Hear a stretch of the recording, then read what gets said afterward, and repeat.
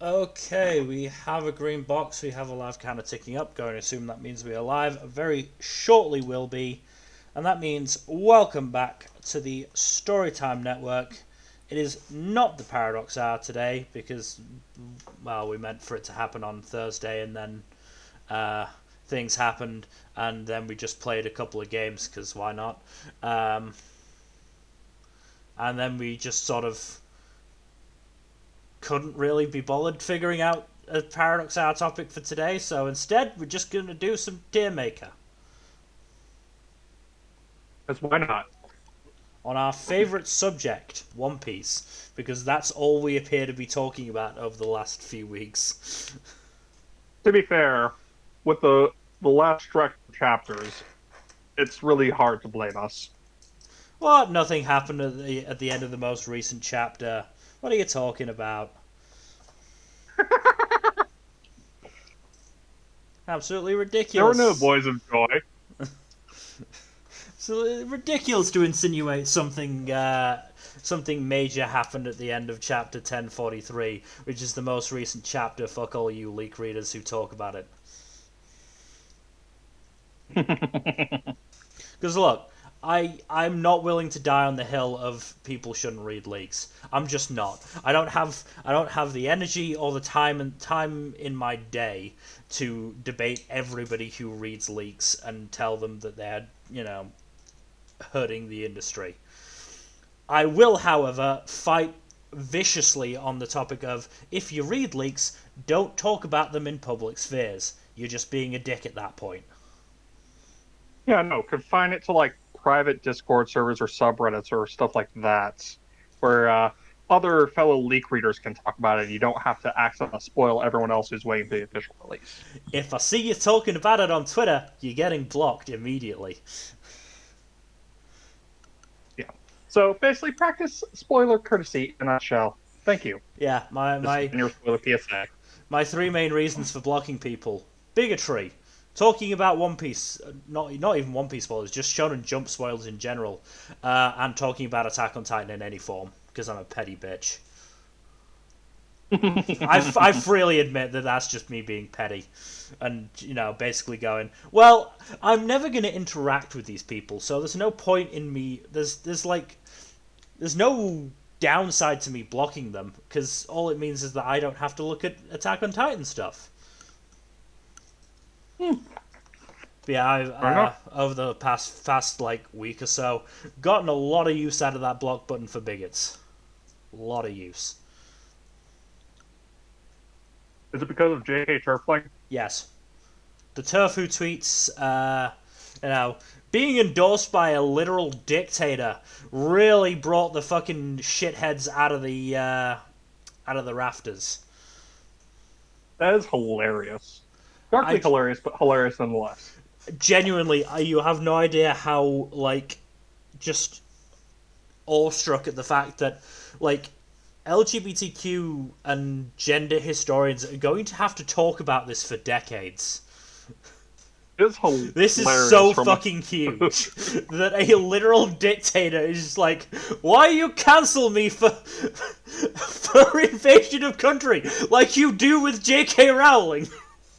Just like Jesus Christ, it's just so insane. Oh my god, why you cancel me like J.K. Rowling? It's just. Great Russian accent, by the way. I could have gone further into it, but I was like, no, I don't want to get too offensive. Too stereotypically Russian. That's fine. But just Anyways, like, oh, yeah. getting away from politics, let's talk about One Piece. uh, like we're getting away from politics. You're not wrong. One Piece is a surprisingly political series. So we've got three set up. I imagine we'll probably only get to the first two. So the first one is story arcs, and the second one is devil fruits. If we manage to, Given how long we're... yeah, if we manage to, It's going to be a long one. Devil Fruits is going to be a very long one because it's going all the way up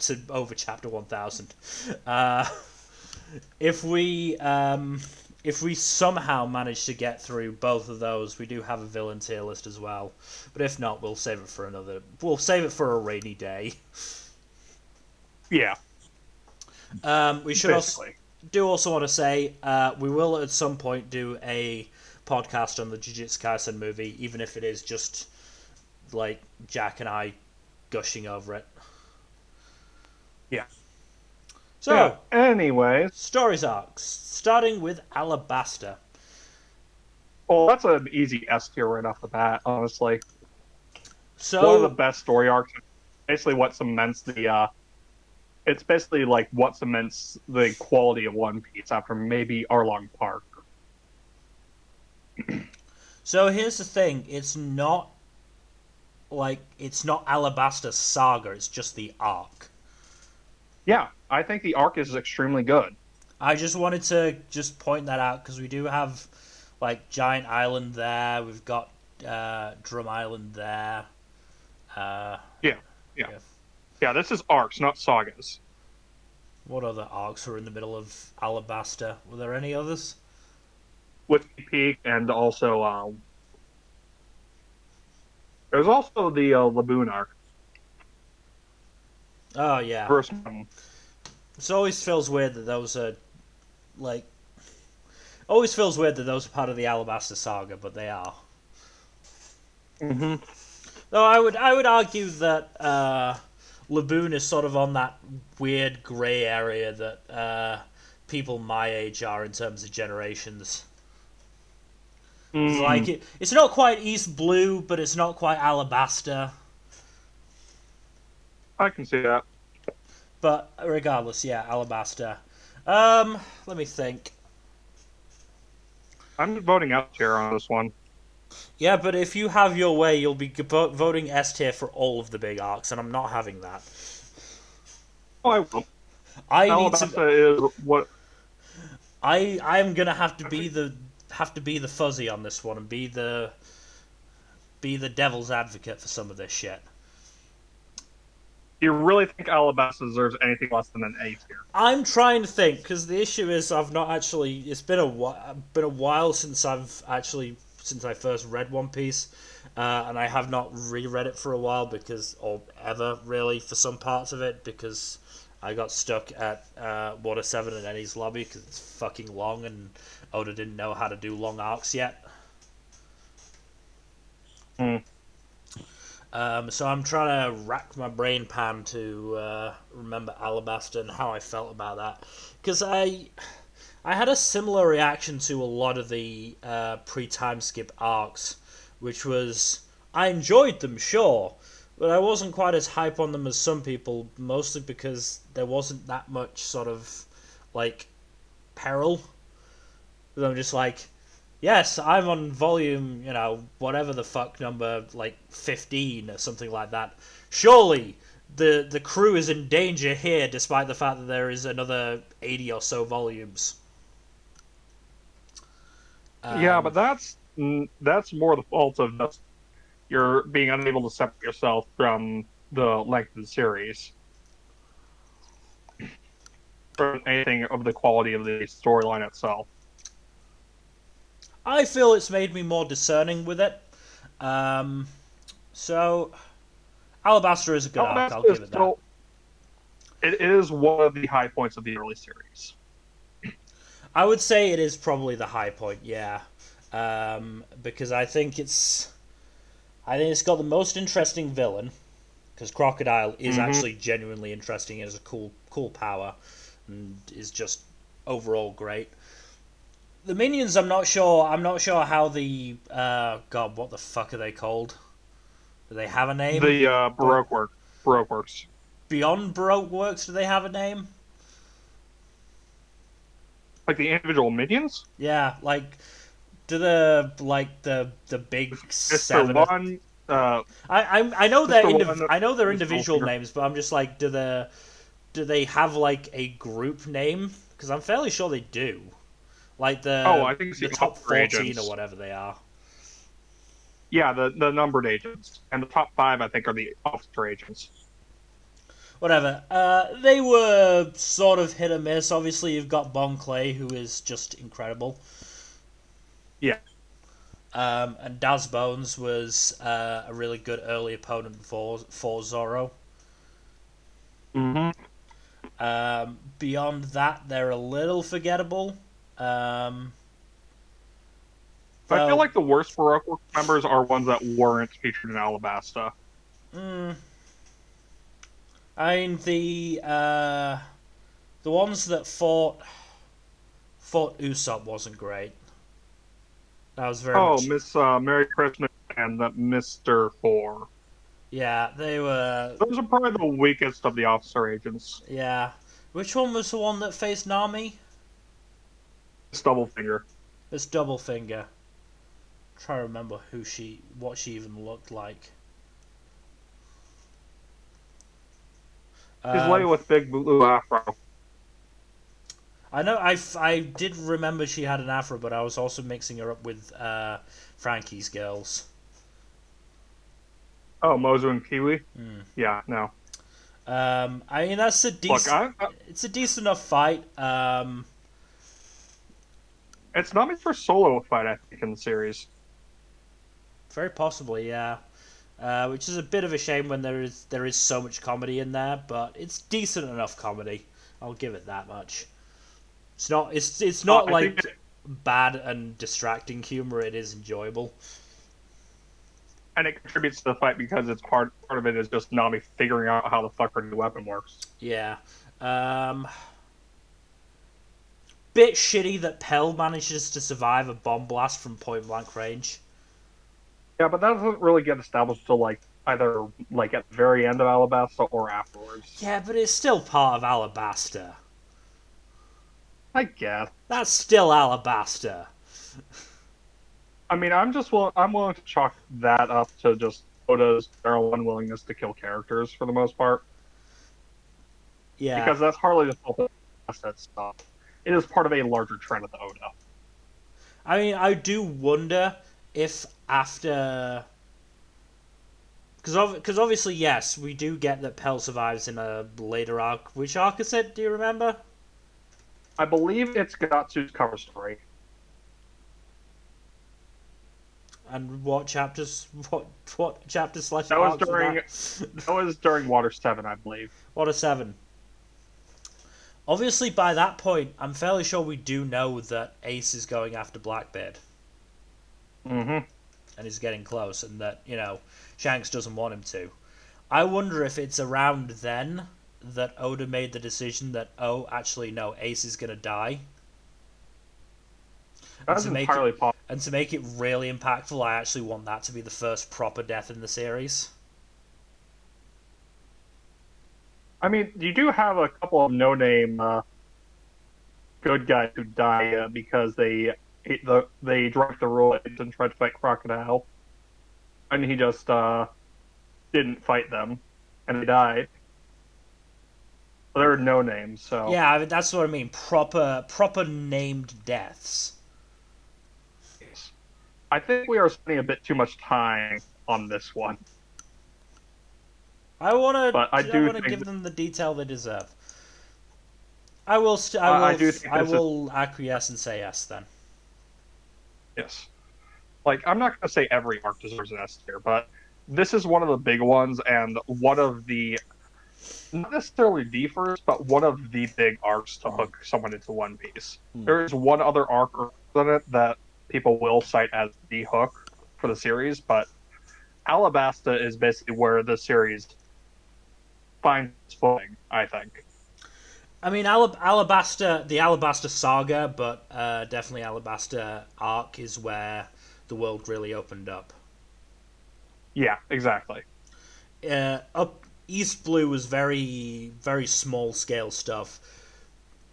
Alabasta is where the world politics came into play. The first proper grand scale arc in the series, yeah. But moving on to the next entry, which I think would be considerably lower. Amazon Lily. Amazon Lily. I'm thinking B or C tier. I'm saying C highest. I don't Yeah, like CC Hancock. seems alright. I don't find Hancock that entertaining, and I also I don't think find her Hancock well hot. enough. So Wow. I'm just kidding. But yeah, I get the general dislike for Amazon Lily, and while I do enjoy the arc, I do think it's like definitely one of the weakest arcs of the series, and absolutely the weakest arc in the saga that it's in. oh, 100%. But that's Like hands that's down, hands that, down. that's like not really of. It's not really its fault. True. Like everything else in that saga is going in ARS tier. Let's Yeah, be real. probably. But yeah, I'd Yeah, say C. C tier, C tier. How It's long? not one of the worst arcs of One Piece, but it is unfortunately quite weak. It's as I said, Arlong Park. it's Amazon Lily is very much based around how entertaining you find Hancock's shtick, and you know if you don't, it's not a good I would arc. I wouldn't go that far, but I will say that like Hancock and her shenaniganry do take up like most of the back half of that arc. Yeah, Not the whole thing, but the back half of the arc is very much dominated by Hancock. yeah. So how long? And your mileage will vary on Yeah, how much you like her or not. yeah. So how long? Uh, ARS here. I'd go S tier. Like that. Yeah, That was the moment that I think really hooked me. Is the walk to Arlong Park. that's the moment for a lot of people. It's like this is how you get invest people into a series. Like You just that was the moment because how I read One Piece initially was a friend of mine let me borrow his copies of the volumes.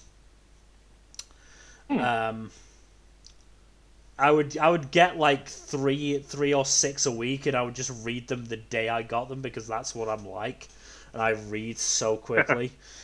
Um, but the walk to Arlong Park was one of the moments where I did actually, after reading it, message him and go, "Holy shit, that was so cool!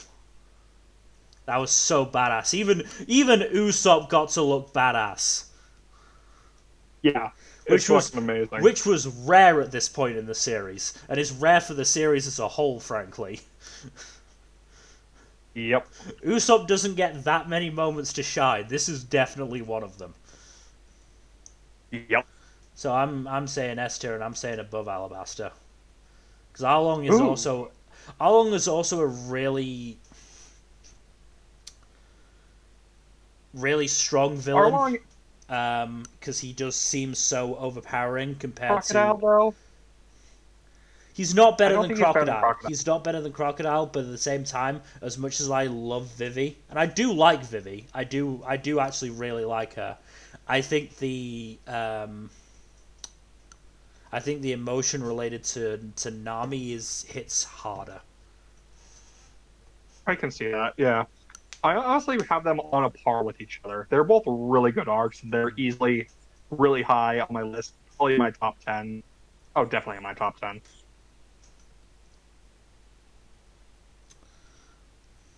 Like, honestly, I'm pretty sure Nami's Help Me to Luffy is the first moment that made me legit cry in the series.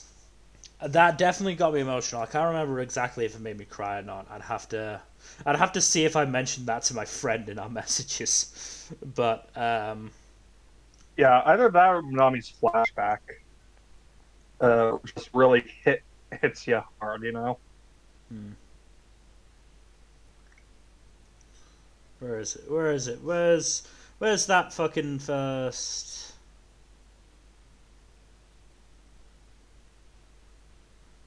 Because Yeah, I went through One Piece quick, so I'd have. It was back in 2019, if I recall correctly. oh, wow. Yeah, start of 2019. While you're looking at that message, do you want to move on to the next arc? Okay, yeah, I didn't mention anything, but I did send him a picture of the double page spread of the start to the walk. So this one is the one. This is Jaya arc, is it? Baratier. Oh, Baratier. Oh, is it Baratier? Yeah. Oh, it is, yeah.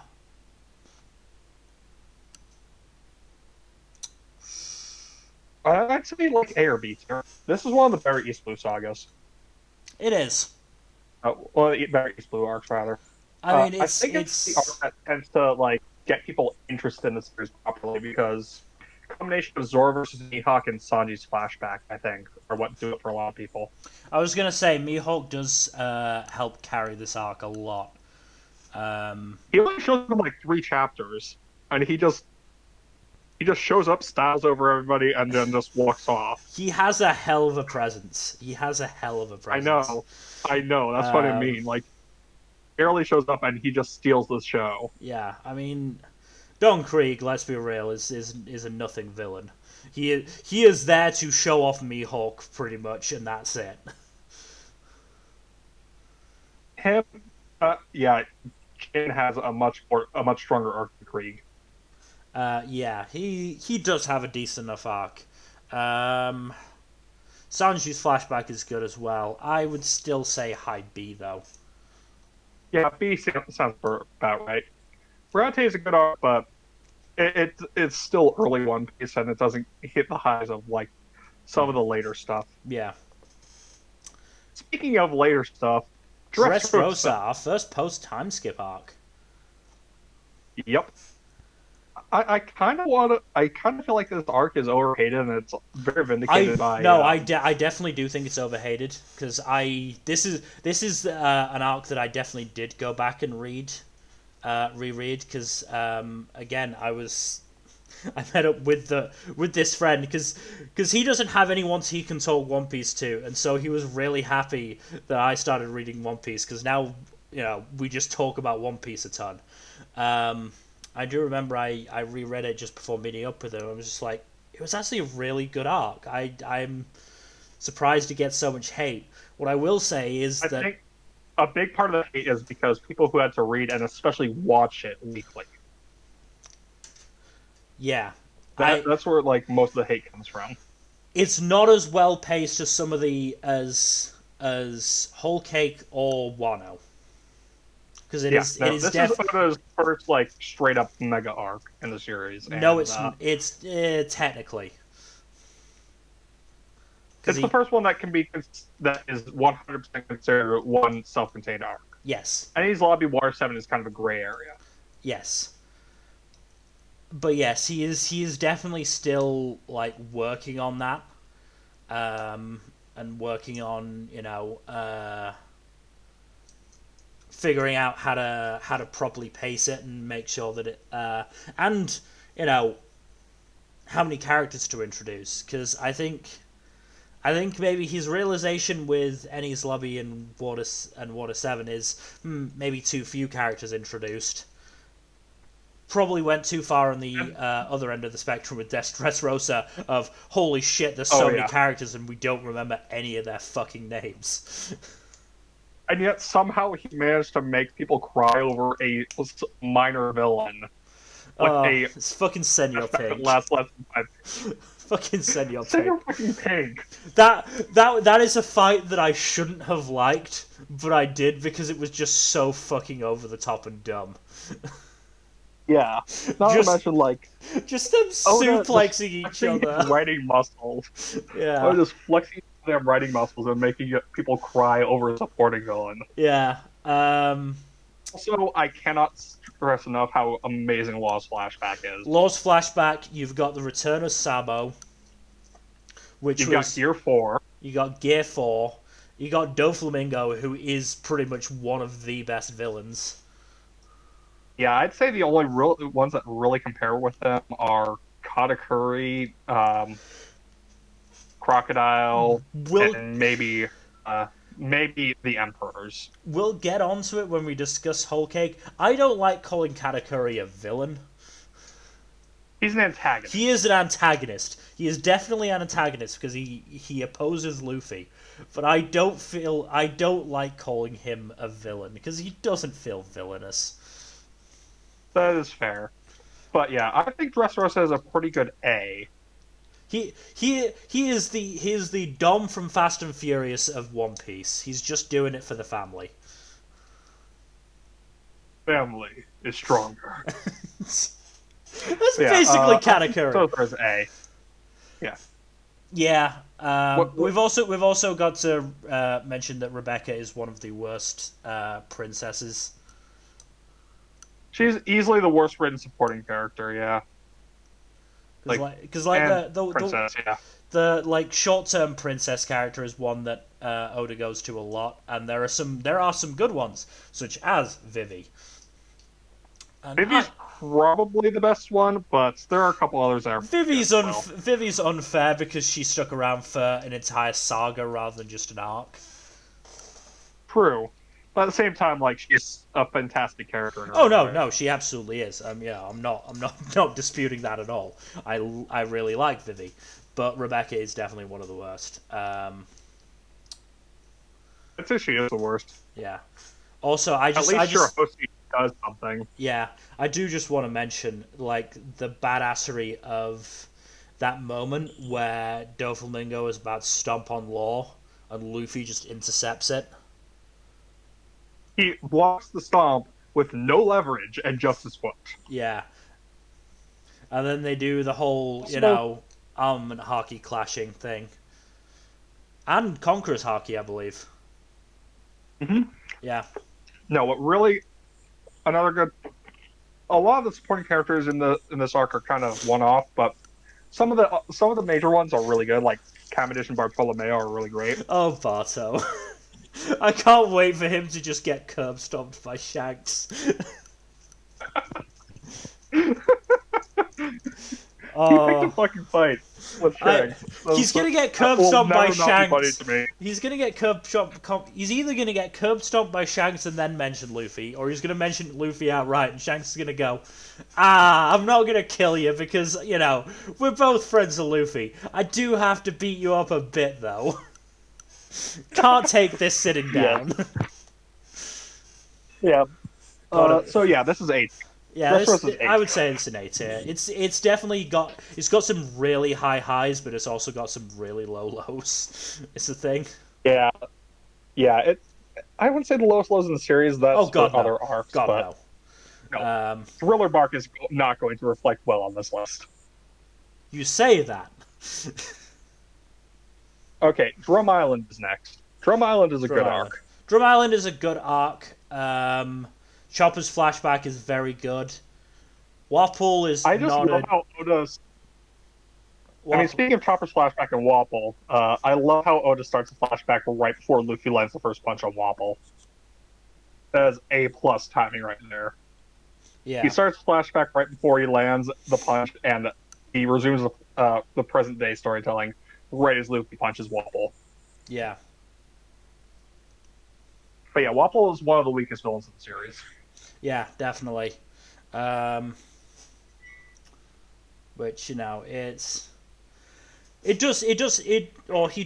play a part in another really awesome moment of shooting the flag and Luffy just saying fuck that noise.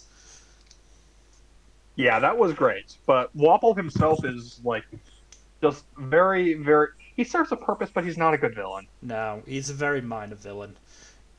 The fact that he comes back is frankly a miracle. Yeah, honestly, the only reason he comes back is because Oda set a hard rule that Luffy doesn't kill his opponents. Well, no, here's the thing. He's not important enough to be arrested is the thing. Like the actually really big villains, your Arlongs, your crocodiles, like of the ones not working with the world government, obviously, because Lucci obviously doesn't get arrested because he's part of the fucking government. But of the ones not, Crocodile, Arlong, are the two big ones.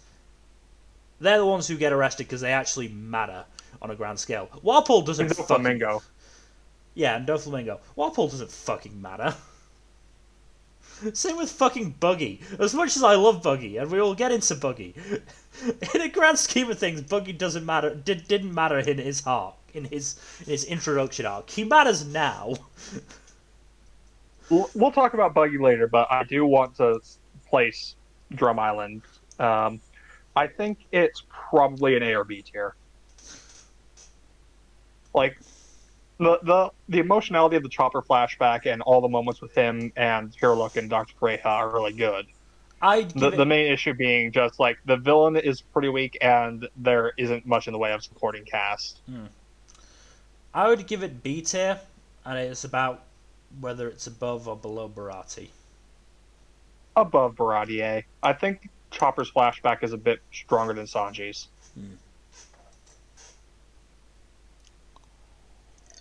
Now this one's going to be a bit of a harder debate because Oh boy, I yeah. think Enies Lobby belongs in S tier. I do It is not. one of my all-time favorite arcs. It is one of the best arcs in the series and has one of the best fights in the series. I will give Has it. several really good. I will give it props for the introduction of Gear 2 and 3. Robin's flashback is also one of the best in the series. I will give it props for Robin's flashback. I will give it props for another Walk 2 moment and shoot down that flag, and I want to live. I think Enies Lobby is the arc that caused me to cry the most. If I'm being honest. Are we including? The funeral of the Mary at the end of the I arc was gonna is say. Enies Lobby. Yeah, I was gonna say we're including that. I will also give it that then. I'm not putting it lower than A tier. But and I know that I am, against the grain on this one. Lucci's not that good of a villain. He's just strong. He's not that entertaining. Whether or not he's entertaining is very much your mileage may vary, but I think he's an interesting villain. What do you find entertaining about him or interesting about him? I find him to be a very interesting contrast to Luffy because he's basically Luffy's polar opposite. He's just so deeply dedicated to law and order, no matter the cost it will wreak upon other people. Whereas Luffy's all about freedom and actually cares about other people. To put it simply. I didn't get that vibe. I feel like there are better comparisons within the Marines.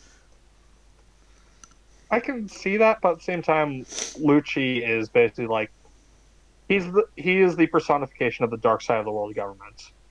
I mean, the willingness yes, to do anything 100 to yeah. Like I see Lucci as a combination of a character and a symbol rather than just a pure character. Unlike say Spandam, who is I mean, Spandam is a hate sink. He's nothing more than that. It's a hate sink. I mean, Oda's really good at writing hate sinks.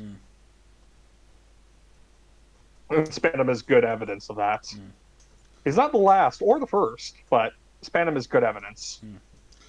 I will also say that I was frankly disappointed in the Kaku fight. Like, I really like the Kaku fight. I preferred him without his devil fruit. I could see that, but at the same time, his usage of the devil fruit is so hilarious. I didn't want a hilarious fight. I wanted a serious fight. You came to the wrong series for that. No, there are plenty of serious fights in One Piece, and Zoro gets a lot of them. True, that was shaping up to be a really, really interesting fight, and then Kaku turns out to be a fucking giraffe man. It was like, okay, this is honestly, I really weird now. Kaku fight. I mean, it also shows that it's not solely comedic, and Kaku remains legitimately powerful and intimidating despite the gags about him. Like, he just straight up sliced the Tower of Justice in half in a fit of rage. Again, if he hadn't had a devil fruit, that would have been great. I would have loved that fight because it again would have been really cool. But the devil fruit makes it worse. Yeah, Agree to disagree. What other fucking members of CP9 were there? There was Khalifa who fought with Nami. There was Jabra who fought Sanji.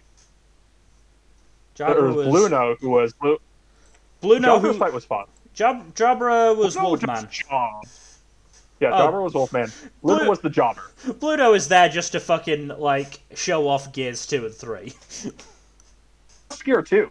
Luffy doesn't even get to bust out Gear 3. Does he not? I thought he did. No. All No. right. He was about to. He was about to. He's like, oh, I might have to use this, and then Bluno passes out. Fair enough. Yeah, he was the Worf victim of Gear 2. He was the testing dummy. Yeah. A guinea pig, as it were. Yeah. Yeah, Bluno, what was his name? Dude with Kumadori, the who zips in the mouth. Kumadori just that was Fukuro. Ah. Which one was Kumadori? Fukuro is Kumadori is the guy who got raffle stomped by Monster Chopper. I don't remember him. Monster Chopper. He's the guy with the lion hair who manipulates his hair. Nope, not remembering him at all. He facilitates the view of Monster Chopper. I remember Monster Chopper, I just don't remember who he crushed. Yeah, that's Kumadori. Probably the least memorable CP9 member, which says a lot. Actually, no, it doesn't. Most CP9 is pretty memorable. Vaguely. I still wouldn't say they're great villains. Most of their impact comes from the fact that they betrayed Water 7, and that's it. I do think we will probably wind up ranking Water 7 higher than Enies Lobby, unfortunately. Because I do like Enies Lobby a bit more. But it is effectively a long climax to the Water 7 in the saga. So I can see why it doesn't work quite as well on its own as an arc, because it's not as self-contained as some others. But I still think this is at least worthy of an A tier. I'll give you A tier because I know I'm not going to convince you otherwise, even though I have the power here. Mill, this has some of the highest highs in the series. It would be a disservice to place it lower. You cited some of them when you were talking about To Be Fair. Yes, there are some. Not like overpowering, and like the lows are really bad for me. Like the fight with Lucci just isn't entertaining. That is a matter of opinion, my friend. Again, there's just no tension for me. There's no tension. Luffy is always going to win that. His fight with Lucci is one of his most intense in the series, though. Lucci is not entertaining enough to carry that fight without the tension. Crocodile was. Arlong was. Doflamingo was. Well, let's go to an arc with a villain we can both agree is awful. Fishman Island. Oh, this is Fishman Island. Yeah, it was just sort of a very meh arc. It was basically. I honestly think Punk Hazard is a weaker arc, but Fishman Island has a weaker villain. Boo. Oh, we are going to disagree there.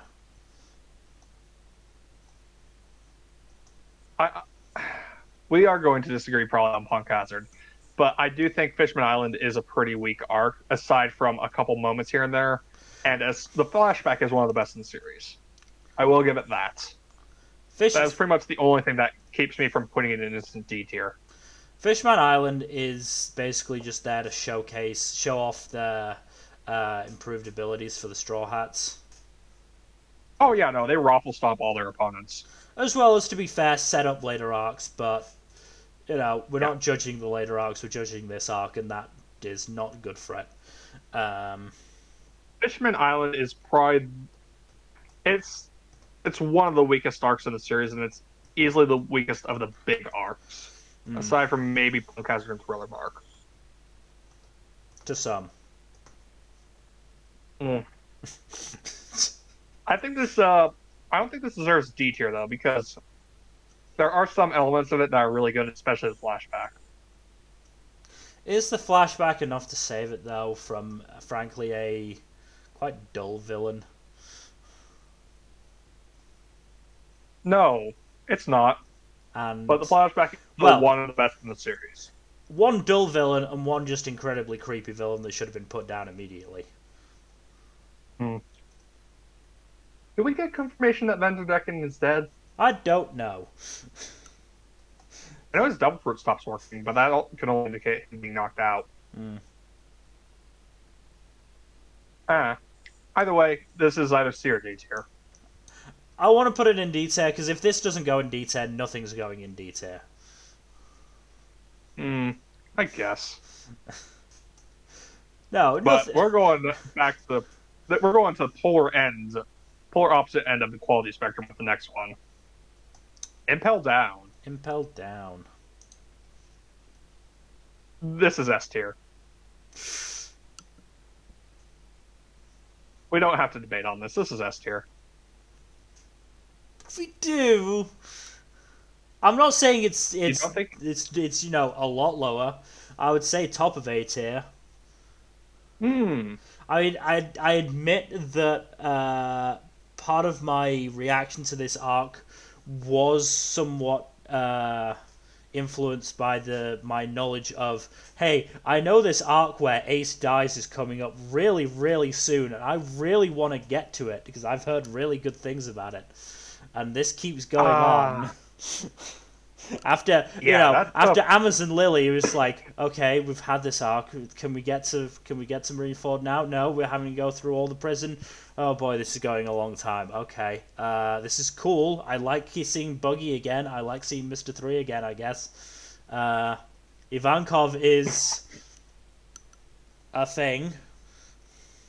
I like Ivankov, honestly. I feel like Ivankov is very much a your mileage may vary type character, though. There is a discussion to be had about Ivankov and the newcomer. Yeah, there is a considerable debate as to whether or not they count as good queer representation or not. Yeah, there is definitely a discussion to be had there. I'm not particularly willing to have that discussion here. It is a... Ivankov is a thing. That's what I'm just going to leave it at. Trying to remember what else was in this arc. So you had the Poison Warden. Yeah, Magellan. And then you had the Vice who kept trying to take over, or think he was going to take over. He kept vocalizing his desire to take over the warden position. Yeah. And no one took him seriously. I think his name was Hannibal or something. Yeah. Look, this is definitely a very good arc. So I can put it. I feel comfortable putting it A tier. As I said, I do think it's like top of A tier. It's a really good arc, but it is somewhat overshadowed by the one after it, which is fair. Yeah, which is fair. Yeah, that because I can tell you exactly where that's going. Yeah. Yeah. But moving on to Jaya, which I feel like it's kind of unfortunately overshadowed slightly by being a transitionary arc between it's a very minor the frankly arc. Yeah. But at the same time, Elemi is a fun villain, and it is goddamn satisfying to see Luffy cave his face in. So on the good sides, it introduces Blackbeard properly. We get to meet Blackbeard and his crew. And yes, it introduces Bellamy, and we get a really good parallel with Shanks from the first chapter. But at the end of the day, it's a very minor arc. It's not tearing up any trees. I mean, it's barely an arc. I'd say it's comfortably B tier. Maybe C tier if you're feeling particularly harsh. I'd say C tier. We have to be harsh. Pop a C tier then. Yeah. We have to be C tier. We have to be harsh. Otherwise, like everything will be B tier and above. I guess. You have to. We've already gotten rid of 2 fucking ranks. We can't get rid of D as well. I know. Next up is the Laboon arc, though. Laboon arc.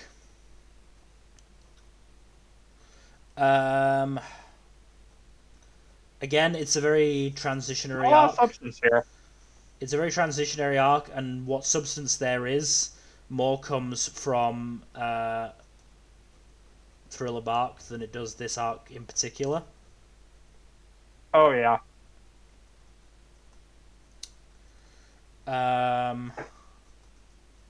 Again, it's not a bad. I would like to point out that C tier is not bad. No, it's average. Like just because it's the second lowest tier does not make it bad. You'll notice that we don't even have an F tier on this list because there are no truly 100% bad arcs. Yeah, as I said, we had 2 extra tiers, E and F, and we got rid of them because we didn't think we were going to use them. And we won't use them. We wouldn't use them. I had to argue for D tier being used. Mm-hmm. That said, Laboon is C tier. It's a transitionary arc. Laboon is. I like Laboon. It's nice, and I like the Crocus. I think his name was. Crocus, yes. I like him, but it's a minor arc to set up for the rest of the saga. Mm-hmm. So it's also, like most emotional impact from this arc doesn't come until much later. Yeah, as we said, it doesn't come until Thriller Bark. Yeah. So where in Reverie, however. Where in C tier? Reverie, yeah. Bottom. Would you put it above or below Amazon Lily? I feel like Amazon Lily is a better transitionary arc, partially because it's like a lot more in depth with the world building and has like Luffy actually finding out about world events after remaining ignorant of them for a while. Yeah, I would put Amazon Lily above it then. So yeah, that is the Reverie. Yeah, it's. Oh, they put it on here as Levelly or some shit. That's why it's up here. Which is, dumb. It's Reverie. Fucking know who says different. It's Reverie. It's Reverie. Levelly doesn't make sense. Reverie does. Exactly. So, I can't put this. I can't decide putting this in S tier, but this is a really good transitionary arc, even though it's like 6 chapters. The issue is that we just don't know exactly what the fuck happened. We are left on a very big cliffhanger with this. Yeah, there's a lot of shit we don't know about this. Like, part of the issue with ranking this arc is that we're still in Wano 3 years after this arc, and we still don't know exactly what occurred at the Reverie. Yeah. And we still don't know what the fuck is going on with some of this stuff. Especially the stuff with Shanks and Eam. Mm. Those are 2 of the biggest question marks left by this arc. That and the hat. So yeah, like it's a very hard one to rank because it is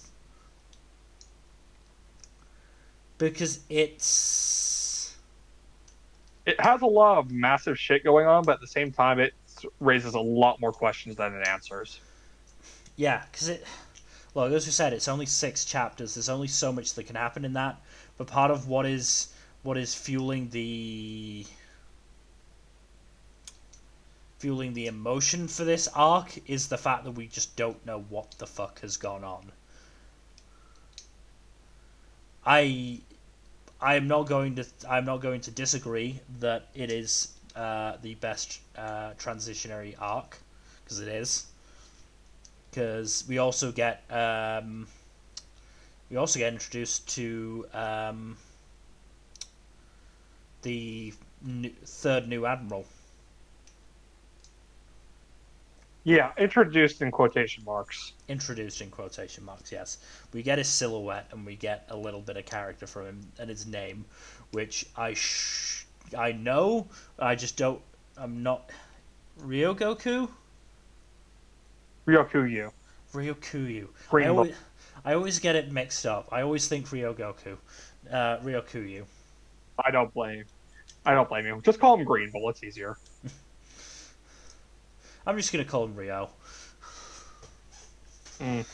Because that's the bit that I got right. So yeah, we do get introduced to Ryo. I don't feel comfortable putting it. Certainly not S tier until we get in the proper answer about what happened. No. I feel like putting an A or B tier is appropriate. Because it's very much a holy shit arc. Yeah. But there's not a lot going on besides laying down a few revelations and not answering the implications of those revelations at all. I would say it makes a good gatekeeper for A tier. So put it. So bottom of A tier. Bottom of A tier, yeah. Sounds good.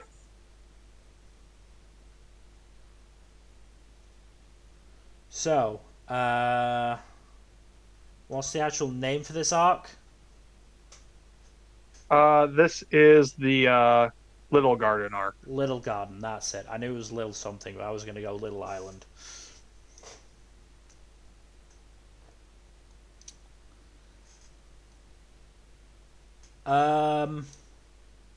I think this is either B or C tier. This is a fun arc that foreshadows a lot, but at the same time, there's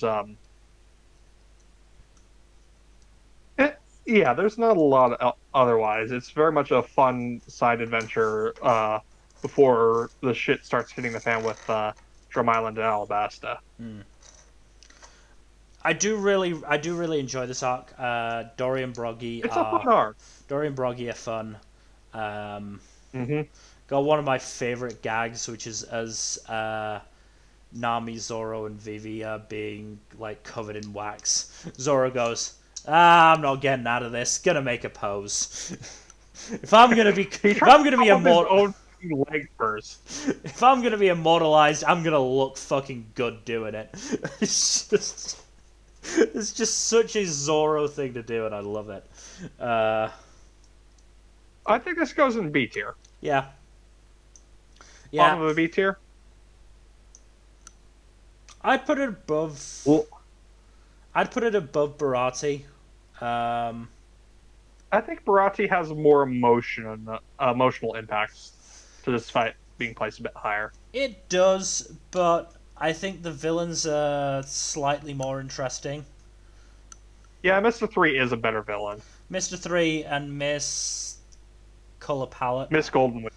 Golden Week. Golden Week. I remember her powers. I don't remember her name.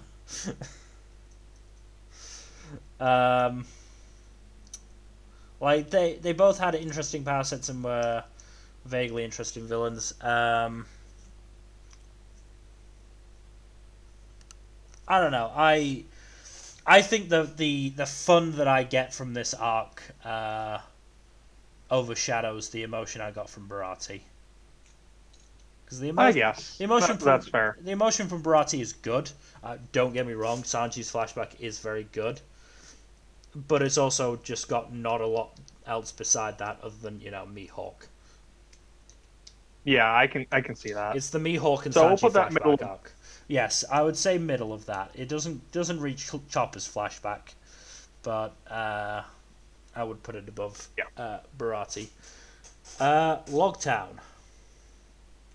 B tier? I think B tier.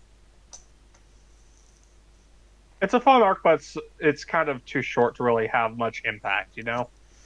At that point, I would say C tier. Yeah, I can see that. I mean, the question is where. It's fun being introduced to Smoker, and it's fun getting another Buggy appearance. Honestly, Buggy is better in this arc than in Orange Town. Yeah, he is. He's actually threatening. he almost kills Luffy. He nearly kills Luffy properly. If it wasn't for that mysterious lightning bolt that nobody's figured out yet. That was 100% Dragon's doing. That was 100% Dragon's doing. Didn't realize, had to have it pointed out, but I do know. I know now. Yeah. So, top of C tier? I'd say top of C tier. I would say it's better than Jaya. Yeah. Foxy. Oh, this next one. Foxy. Fucking hell. Oh, Long Ring Longerland. So we're gonna put this in C tier or D tier? It's a very good question, isn't it?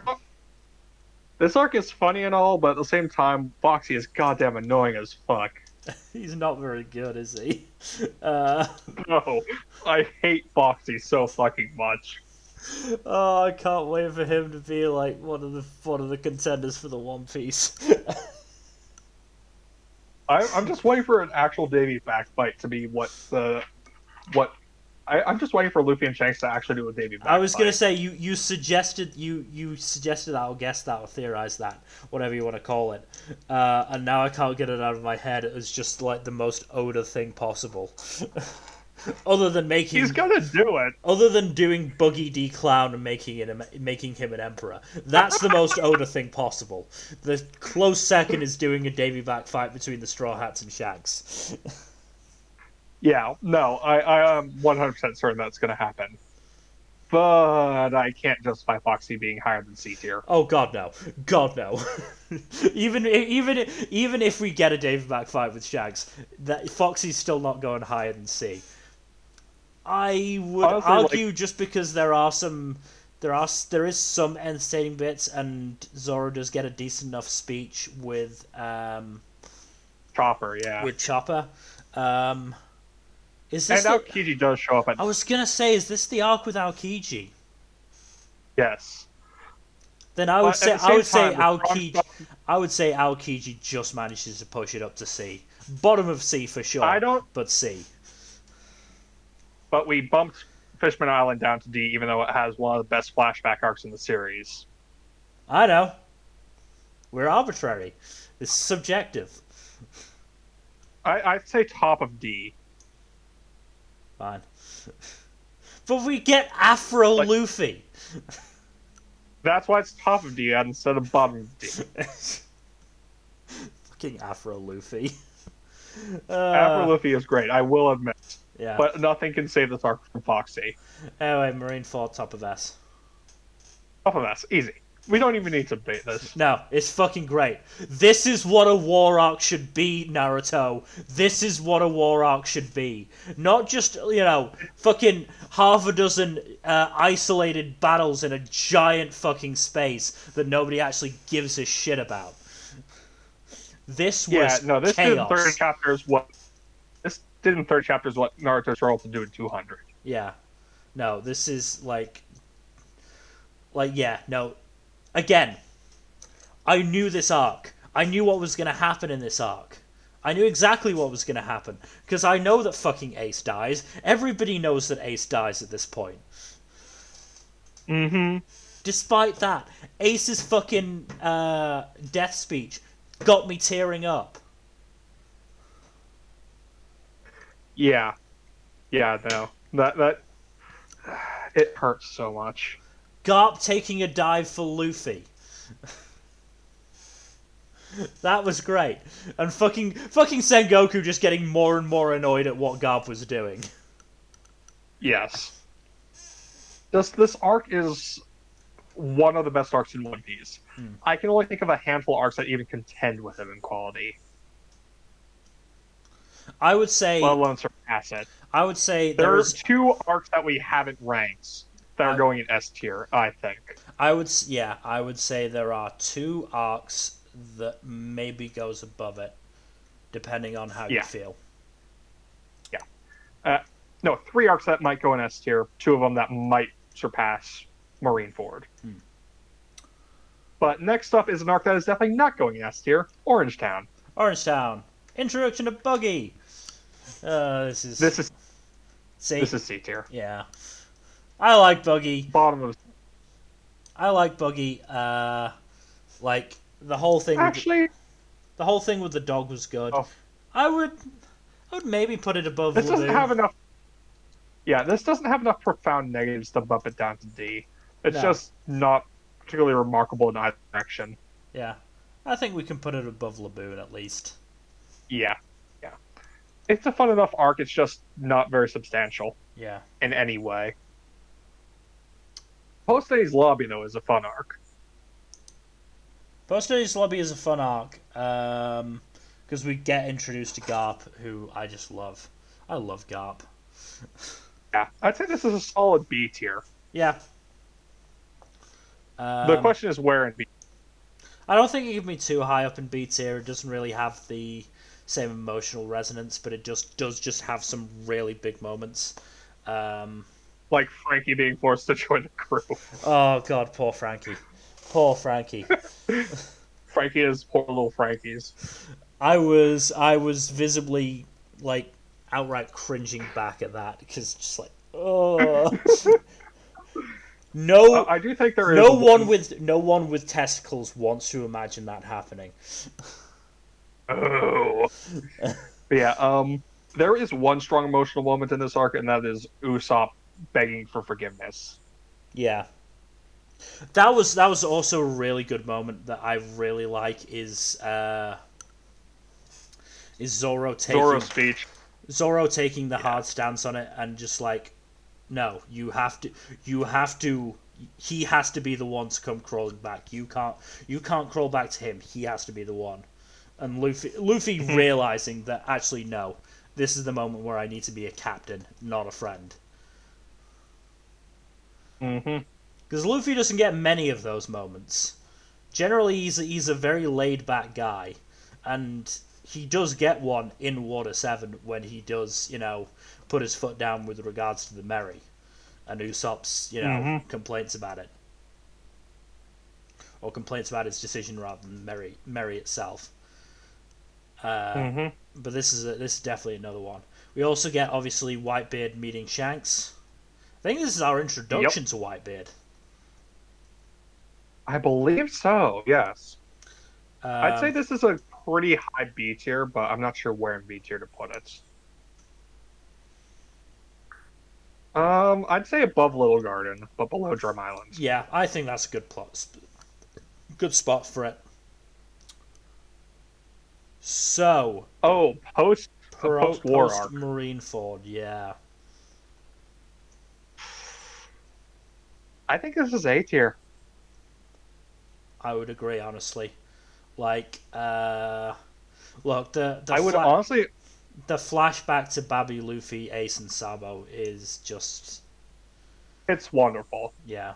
It's amazing. And this is one that did manage to hit hard because I had no fucking clue that Sabo came back.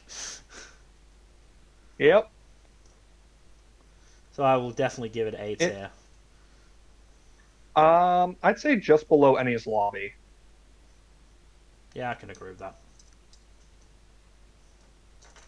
I mean, obviously, I disagree. Punk Hazard. I disagree, but it is what it is. Punk Hazard. I really like Punk Hazard. I love Law coming back, but I just love Law. I think he's got one of the coolest devil fruits. Oh, he's gonna rank really high on the devil fruit tier list. Yeah. But I think this arc is it kind of suffers from Caesar being not a particularly complex villain.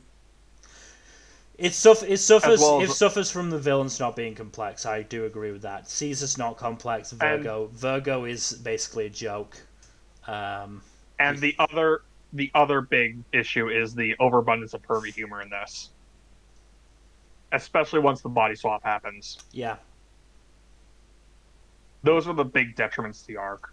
The pacing is also kind of wonky because I don't think this arc needed to be 40 plus chapters. Probably not. I could have trimmed this down by like 10 chapters and saved everyone some time. I think he was still getting back into the swing of things post time skip with Punk Hazard. Punk Hazard is definitely better than Fishman Island. I will give you that. Reflecting on what I said earlier, I think this is probably better than Fishman Island. But I don't think this is good enough to warrant above a B. I don't even think this should go above C, personally. I think... But if you want it to be in B, I will give you that. I just don't think like the good elements are enough to balance out the bad elements.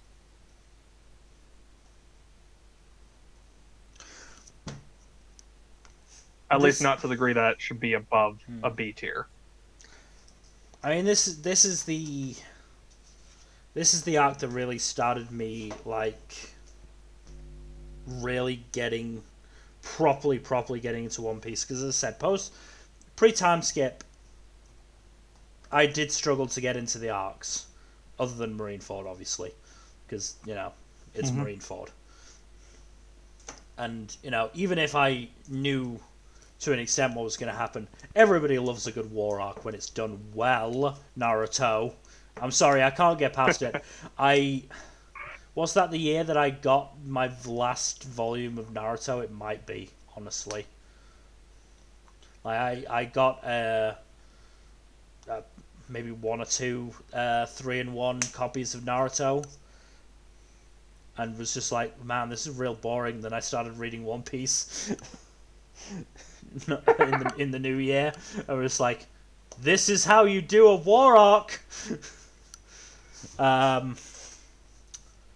So I am try not to, I will concede that this is not anywhere near the worst arc of One Piece, and it is like a decent pickup point for post time skip stuff. But I do feel like the flaws are very noticeable, and it's not hard to get past. it is not a great arc by any stretch. I do think it's a good arc, but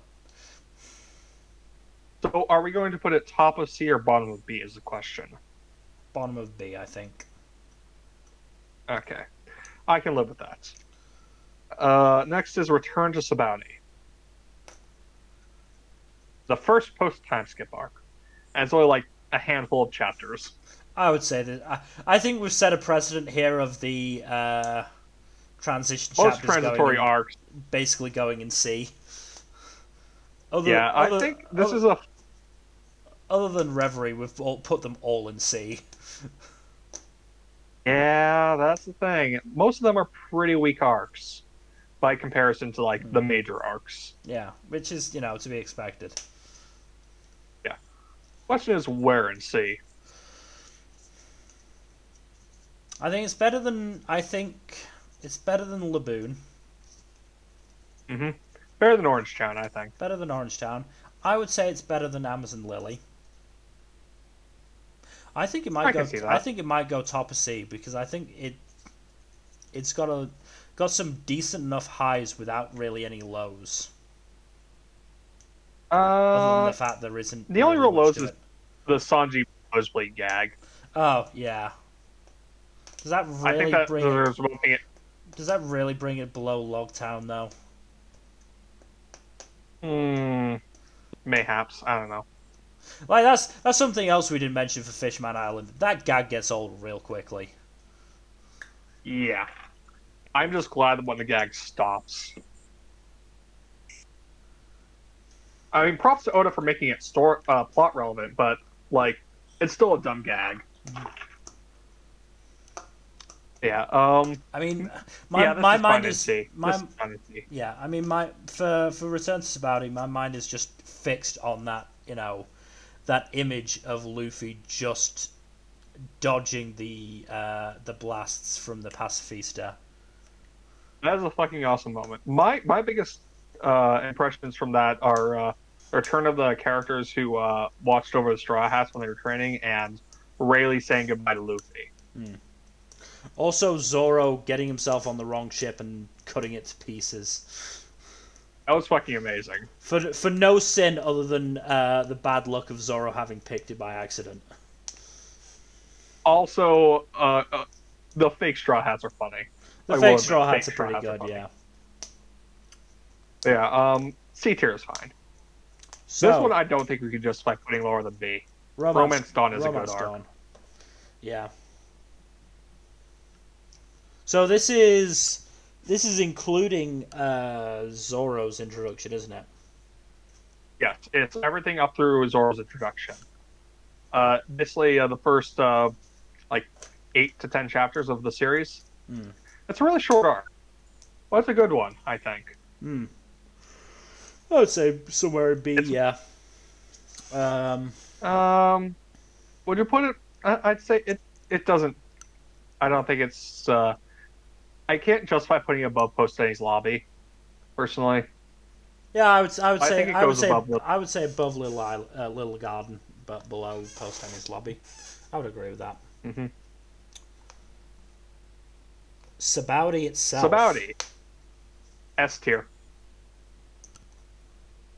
I I wouldn't necessarily disagree with that.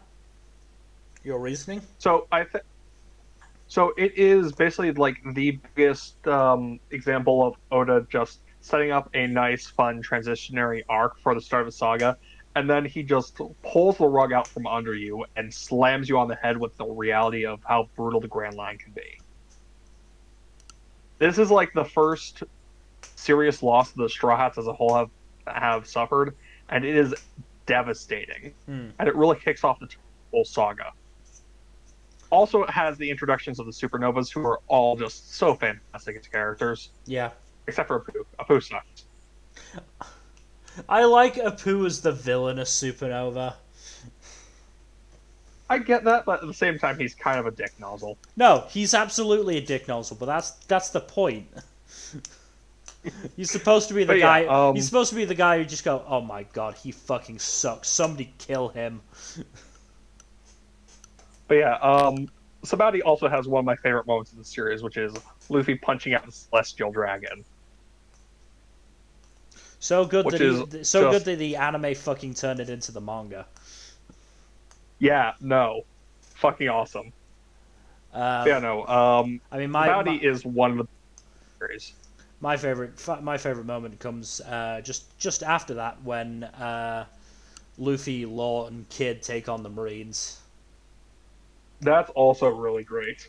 I also love that Oda doesn't say what any of the supernova's devil fruit powers are. Mm. Like we don't get the reveal on most devil fruits until way later in the series. We still don't know what Bonnie and Rouge's devil fruits are called. I mean, some of them, we can guess. Kids was fairly obviously some sort of magnetism. Law's was a fucking mystery. Yep. Room. Hawkins was Yeah, was a bit of a mystery, wasn't it? Yeah. Turns out to be straw. Who knew? Drake's was fairly self-evident. Well, people guessed it was T-Rex, but it turned out to be Allosaurus. Dinosaur. Everybody do the dinosaur.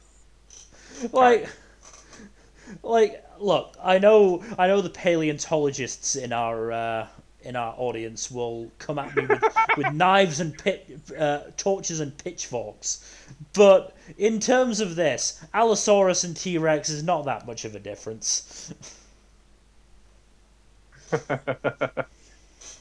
Yeah, I feel justified in putting this in S tier. Yeah. The question is where in S tier, because it's really hard to say. I don't feel like I could justify putting it above Alabasta. But at the same time, this is like one of the biggest wham episodes in the entire series. I suppose it depends on how much you rank the sheer emotion of Luffy's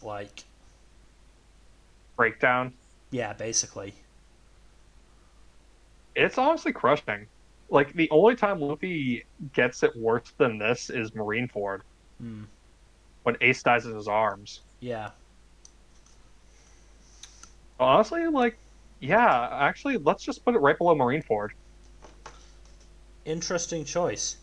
There is one last thing I want to mention, and I'm just having to search it up, because I vaguely remember the line, but I want to get it right.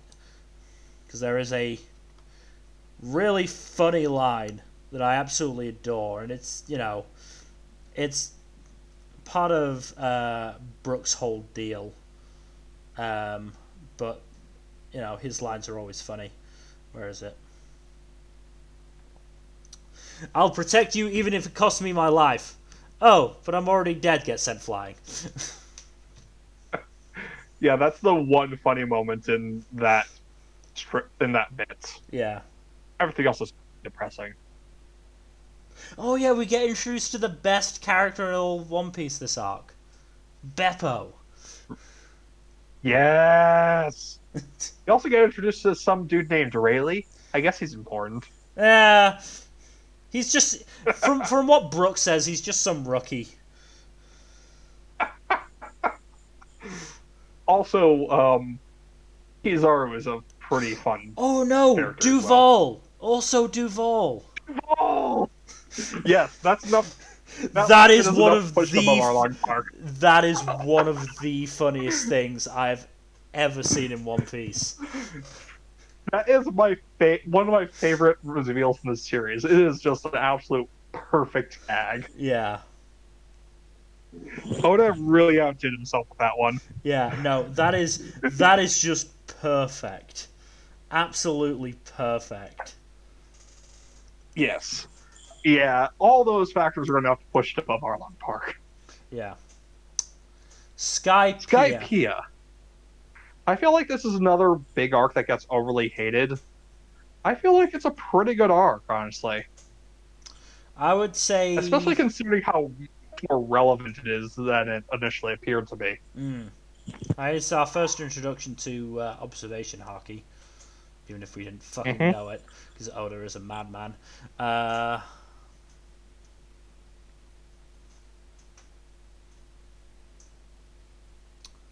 Also, all the foreshadowing with regards to you know what? Let's not go into too much into depth into foreshadowing that comes up later in the series because that's like full spoilerville. I would. I would still say this is a pretty solid A tier, though I would say I, it's low A tier I was gonna say at best. either very high B or low A. I'd put it below Reverie. I think I can get behind that. It's not. Now, I wouldn't call it superb, but I think it's decent no, enough. Uh, Usopp spirits in, for superb arcs. Usopp introduction arc. Honestly, Spirit Village is the weakest arc in East Blue by Yeah, far. yeah. I think this is another D tier. Ooh, wow, really going low. But above Foxy and Fishman. Above Foxy and Fishman, yeah. But like Kuro, as entertaining as he is, like his plan makes no goddamn sense. He's evil for the sake of evil. Yeah, but at the same time, like he's He not a particularly compelling villain, and all none of his goons are particularly intimidating. he's there because Oda that's definitely at that stage. Oda couldn't have an arc without an antagonist. Hmm. Kuro is definitely the weakest of the East Blue antagonists, besides maybe Don Krieg. Yeah. And unlike him, Don Krieg could play off of both Jin and Mihawk. So, whereas Kuro only really has Django and his goons. Yeah. Who would have imagined Django stayed relevant though? It's kind of hilarious that Django stayed relevant far longer than Kuro did. Anyway, Thriller Bark. Of the major pre-time skip arcs, like the major saga arcs, I'd say this is the weakest one.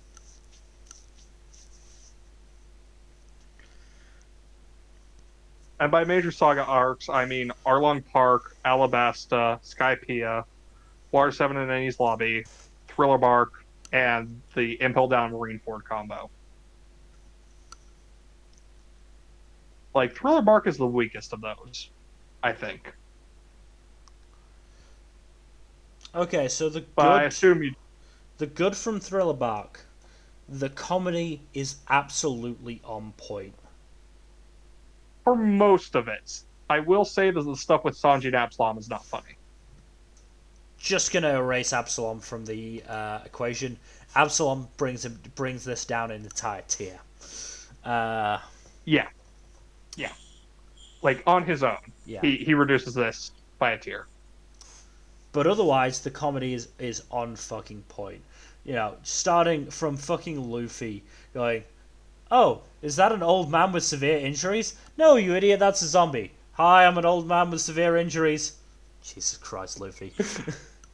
I think the funny gag to start the arc off is just Luffy immediately asking Brook to join the crew. Oh, yeah.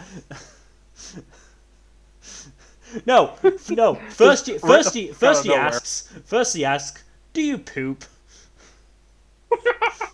Why, yes, I do. uh, and yeah, just instantly. Hey, do you want to join the crew? Why, yes, I do. What the fuck, Luffy? I love the running gag of him asking people to join the random ass people to join the crew in this arc. Yeah. Like especially a bunch of zombies. Mm-hmm. However, I will say that the villains, aside from Perona, are probably the weakest of the major arc villains. Like Gecko Moria of the is three, not that good. yeah, of the three warlords to headline their own arc, Moria is easily the weakest. Yeah. Like the ones that headline their own arc as a major antagonist, that is. Yeah. Um, Some of the fights are pretty fun. Like Usop versus Perona and Zoro versus Ryuma are some of my favorites, and the whole Straw Hats versus Oars is really good. Straw Hat versus Ors is very good. I was going to mention Usopp versus Perona just because of the fact that Perona's depression power does not work on Usopp, and again, that's hilarious. Yeah, Usop versus Perona. I love the what might be a running gag of Usop taking out little small female opponents because he does it with Perona, he does it with Sugar, and he did it with Bao Huang on Dressrosa on Wano. It's not just that. It's certainly in terms of with regards to Sugar and Perona, it's taking out antagonists that nobody else is able to take out. True, true. Yeah, Perona and Sugar are going to have really high rank devil fruits. I'm going to just say that outright. They are very overpowered. But yeah, Thriller Bark, I can settle with a B tier, low B tier, because it has some pretty high highs, but it also has some of the lowest lows in the series. Yeah, I would put it below Punk Hazard in B. Mm-hmm. I can agree with that. Wano. S tier. Definitely S tier. The question is where in S tier. Because it's a difficult one to rank because it's not done. That does put a wrench at things, but I still think it is my favorite arc in the series at this point. It has some of the best. Have to agree.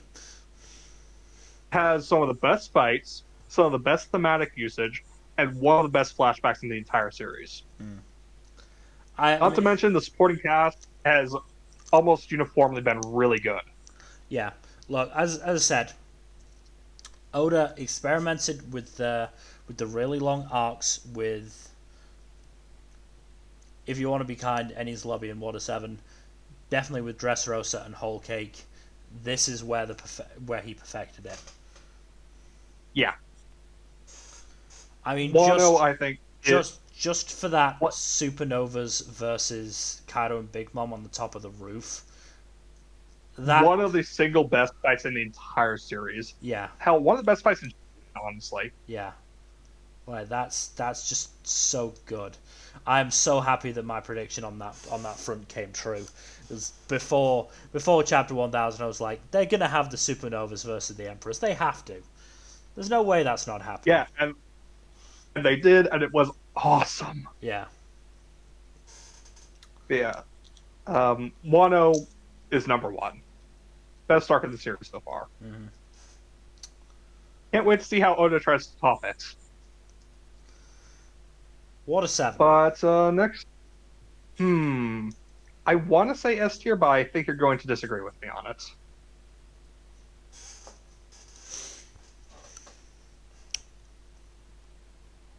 Okay, so Water 7 has the benefit of having Frankie's flashback, which is pretty good. Usop versus Luffy, which is very good. And just being a very good Darkest Hour for the Straw Hats before Sabaody, kick that up to 11. Okay, so the plus is for Water 7. Walk to Frankie's house is another really good moment. And just, the way they just completely destroy Frankie's house. Yeah. Usopp versus The supporting Luffy cast is very good. Mm-hmm. And there is a lot supporting of cast of emotion Water there. 7. Like that's supporting cast of Water. Go ahead. I think the supporting cast of Water 7 is also really good, especially Iceberg and Polly. And Kokoro. Kokoro is also really good. But yeah, Usopp versus Luffy is one of those relatively rare pre-time skip moments that made me forget my future knowledge and just enjoy the fight. And enjoy the fact that Usopp did manage to go toe-to-toe with Luffy for even just a little while. Like, there was no way Usopp was going to win that fight, but he gave it his all, and he did a damn good job. Yeah. The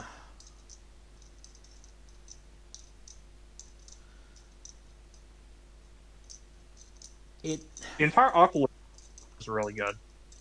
It does struggle from the fact that it is basically a setup arc for Enies Lobby, and this is why I do consider them to be the same arc. Because it's very hard to judge one without the other. Because when you judge Enies Lobby, you're judging the second half of the arc with none of the build up. With Water 7, you're judging the first half of the arc with none of the climax. So I think with Water 7 and Enies Lobby, Odos was experimenting with genre a little bit. So Water 7 is largely spy thriller, whereas Enies Lobby is much more an action thriller. And they kind of bleed into each other along the Sea Train. Yeah. Speaking of the Sea Train, that sequence is really fun. Yeah, Sea Train is good. I do remember that I was I do remember that I was disappointed in this arc because again, I was really enjoying Frankie as the antagonist because he is the one Straw Hat I did not know was joining the crew. Right, you knew about Brooke, but not Frankie. I knew about Brooke. I think Jinbei is probably the only other one, but that's because he was post time skip and he doesn't really join up until 1-0. But out of the ones from pre-time skip, Frankie is the one that I genuinely did not realize was part of the Straw Hats, and so when he joined, it was a genuine surprise. I think he and Robin are definitely the biggest curveballs, especially if you go without future knowledge. Yeah, but as a result, as a result of me not knowing that he was going to be a Straw Hat, I thought he was just the antagonist, and I thought he was a really good antagonist. I was really enjoying him. He is a good antagonist. I was really enjoying him, and then we got the CP9 stuff. I like CP9 pretty well. I will also say that this is one of the few arcs where the antagonists actually win. Like, CP9 accomplishes their goal. They get away with Robin to and Frankie to Enies Lobby. The one caveat to that being that the Straw Hats and Co. are in pursuit. Yeah, I feel comfortable putting this in A tier. I'll put it just below Enies Lobby. Oh, yeah, that's fair. That's completely fair. As I said, they really should be judged together. I know they are technically two separate arcs, but it is just... Putting them right next to each other feels fair. Yeah, it is just so hard to rank them separately. Alright, Whiskey Peak. This is a pretty standard arc. It has some pretty fun moments, especially like Zoro versus Bounty Hunters is really fun. Zoro versus Bounty Hunters, and then the very short bit of Zoro versus Luffy that we get. Yeah. I feel like that sequence feels almost obligatory on Oda's part, honestly. It's fun, but it feels like Oda just was doing it because, hey, the hero has to fight their lancer at some point in the story. Yeah. Woohoo! Well, Like I'm glad we got it out of the way at least. that felt like it was just a fuck you to the people who wanted them to fight. Just like, what are they fighting over? Food. Yeah, I'd say high C tier for this Yeah, one. I'd say below Sabaudi or Return to Sabaudi. Um, Yeah, I'd put it probably above Logtown. sounds about right. Whole Cake Island. Whole Cake Island. So this is going S tier. Yeah, The obviously. question is The where in question S is tier. where it goes. I'm torn because I could put it anywhere below Wano between. I can justify putting it above Arlong Park. Like, it's harder to justify putting it above Sabaudi or Marineford My easily my because personal opinion would be either just above Marineford or just below Marineford. But I can that is agree. because the fight with Katakuri is at the moment, bar none, my favorite one-on-one Luffy fight. It is one of my all-time favorites of the series. It is easily a top five fight in the series. Like, yeah, it's a really good arc, and it has the bonus of doing a lot of character building to save Mm, Sanji yeah. because he had been really, really badly used for most of the post-time skip stuff Mm. before this arc. And also the entirety of the Big Mom pirates is just a really interesting pirate crew to see in action. You've also got fucking Beige. Bege? AJ is fun. Beige. AJ is fun. Mm. Um, And his fucking baby with the stubble over his lip. And I think that is smoking a funny. cigar. No, it's a cigar-shaped pacifier. Cigar shaped pacifier, okay. Yeah. I couldn't Also, remember Big Mom is exactly. fucking terrifying, and anyone who says otherwise is a filthy liar. No, Big Mom is legitimately terrifying. And that's what I think really helps his arc. There is legit danger. Because Luffy is just not ready for Big Mom this arc. Yeah, no, he is not strong enough at this point to fight Big Mom. Hmm. Like he clashes with her briefly once in Gear Fourth, and she no sells him. Yeah. There's even an element of not necessarily danger but tension in the Katakuri fight. That is a fight that Luffy didn't Yeah, necessarily need to win. He could have he just needs survived. to stall for time. Yeah, he could have stalled for time, but in terms of Luffy's development, he needed to win because Yeah, that would have been that. and he won. Yeah, because that would have been the big sort of like you wouldn't be able to see him going further if he couldn't beat Katakuri. But at the same time, it was Yeah, distinctly possible that he wouldn't be able to, yeah. just because of Katakuri's strengths, the fact that he had such good observation haki, and the fact that there was a relatively easy out for Luffy in terms of just escaping the mirror world. Hmm. Yeah. No, Whole Cake Island is a really good arc. Easy top five of the series. Mm. So it is just a case of above or below Marineford. I'd say below Marineford, if only because Marineford had a bit of a stronger emotionality and emotional punch to it in Yeah, I a can agree with that. shorter time span. Yeah. But yeah, Whole Cake Island is still extremely good. Um, Zoe. So This is actually one of the really good transitionary arcs. it was a good Partially because transition it's arc. a lot more. What? It was a good transition arc. Yeah, I think I can't justify putting it below high B tier. I honestly think it deserves A tier because Zoe is a really good arc and it has a lot to it for how short it is. Would you say Especially, it's a better transitionary arc than Reverie? I think so because Zoe is a lot more dedicated to answers, whereas Reverie is like it lays the ground for a lot of mysteries and questions, and it doesn't really give us a lot in the way of answers. beyond answers that give more questions. You Mm-hmm. know, so it's just really good arc. Yeah. It says a lot that the saga has all four of its arcs in the A or S tier. Mm. So above Reverie, but below post-war arc. I'd say so. Post-war arc is a lot more emotionally dense, Mm. and is a lot of good time setup for the time skip.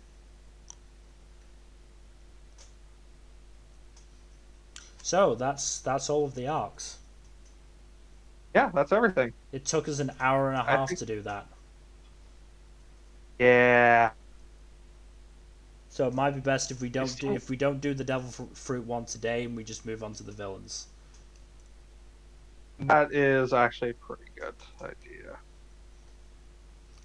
Yeah. So I will save that. Mm-hmm. Yeah, Devil Fruit would take way too long. We'd be spending like an hour and a half on that one easily. Yeah. Saved. We can have a look at the community rank just very quickly, see what other people think. There's probably a lot of other shit opinions on this.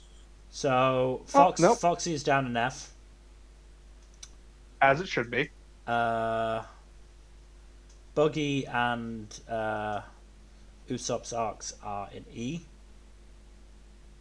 Mm-hmm. Fishman Island, Amazon Lily, and Little Garden are in D.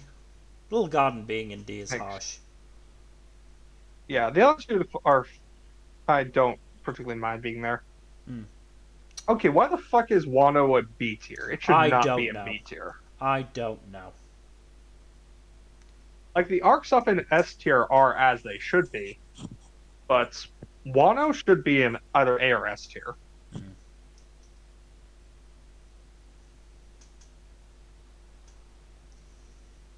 Like the community mostly got this one fairly right, aside from a couple questionable placements. But Hmm. Wano is the one I take issue with. Yeah. I also post Innings Lobby and post Warog being in C. Yeah, And Return to Sabaody. yeah. But anyway, let's transition over to this one. Time for villains. Hold on.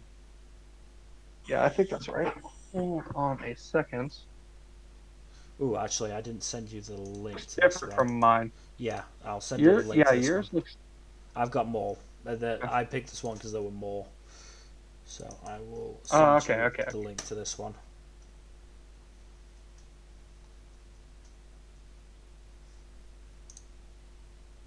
Okay. Might So we're starting off with Doflamingo as easy S tier. Yeah. Might need to speed run our way through it, but yeah, easy S tier. So who A is... handful of villains I would put in the top tier of One Piece villains. Yeah. Is that... Alvida. Is that Alvida? Yeah. Alvida. Okay. C tier. Axehand Morgan. D tier. As unmemorable as Alvida is, at least she sticks around. Hmm. I believe that's Django, yeah. D tier. Ooh, that's... Yeah, he's not much of a villain, is he? Correct. Gin. That's the next one. Gin. High C, low B. B or C. Yeah. Let's go low B for now. You might adjust him later. Yeah. Mr. 3. Galdino, Mr. 3. B? I would say so, because he just managed to be quite threatening to Zoro, Nami, and Vivi. Mm-hmm. Come on. Mr. 2, Bon Clay, A tier. Yep. Smoker is also A tier. A tier, not S tier. Smoker's a tough one, because he's more of an antagonist He's not than really a villain. a villain. Yeah. Yeah. He is an antagonist in his first, I would say, few appearances, but post time skip he stops being a villain to the Straw Hats. Stops even being an antagonist to the Straw Hats. Frankly. He's only really shown up in Punk Hazard. He's only had cameos since. But he's definitely a good character. Yeah. I'd say A tier, but I don't think high in A.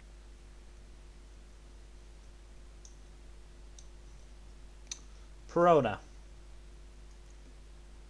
is A tier, I think. He's a very good supporting antagonist. Yeah. Plus, she has one of my favorite in the series by a non-Monster Trio Straw Hat. I would say high B, actually. High B? Yeah. I can see that. Above Galdino, then. Yeah, definitely. Das Bones. Das Bones. A tier. Yeah. Above Smoker? Yeah.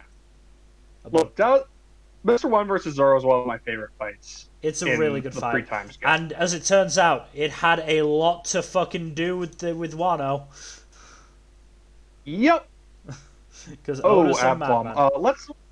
Let's make an F tier for this. I was just about to do that.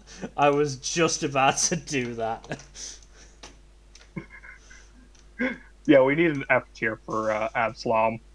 He deserves F tier. Yeah, Bellamy. I would say B. Bellamy, I think is B tier. B tier is fine. Definitely below Perona. I would say he's just much not more very effective. Easily hateable. Yeah, he's not very hateable, but he's hateable, but he's not really effective. I would put him below Mr. 3, honestly. That's fair.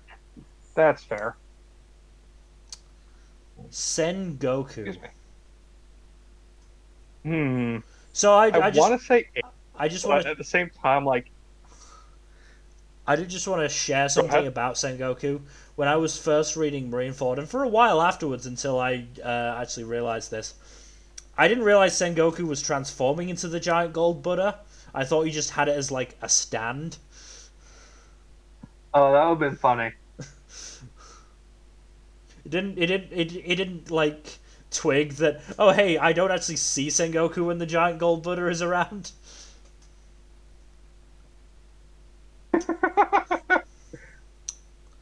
But yeah, Sengoku. The thing is, he's not really strongly present as an antagonist. Not to the Straw Hats. He's more of an antagonist to Whitebeard, and that befits his role as, you know, basically the relic of the old era. Mm-hmm. I'd say like A or B tier. I think just because of his sheer like fucking power, I think he does get to be an A tier, even if it is low. So if we're going by power, we're putting him below Smoker then. Yeah, I would say just below Smoker. Foxy. Below Smoker. Foxy is D or F tier. I don't want to be so cruel as to put him in the same tier as Absalom. You're right. Absalom is a stay in non-existence. He's bad, but he's not that bad, is he? I don't know. Foxy is really fucking annoying. He is, but he's not fucking like. He's not Absalom. You're right. We'll put him in D tier. Yeah. Should we just rename the F tier Absalom tier? Yes. I genuinely don't think we'll be putting anyone else in there. So we'll just call it the Absalom tier then. That's fine by me. Yeah, I can't think of anyone else we would put in there. Luno, you get the C tier, my friend. Yeah, you were just there to be curb stomped.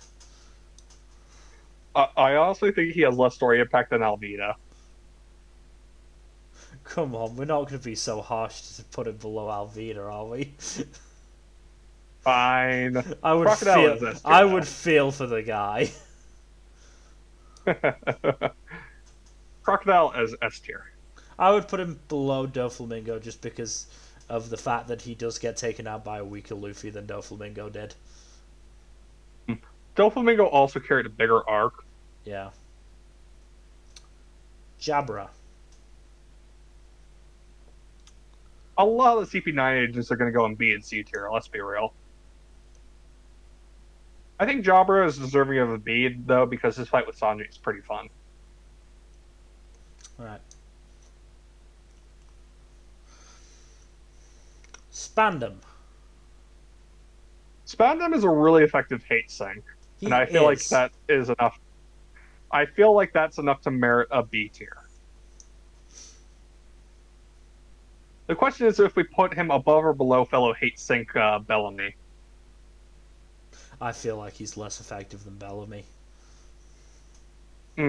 Also, Bellamy gets more characterization later, so yeah, Bellamy is better than Spandam. Khalifa.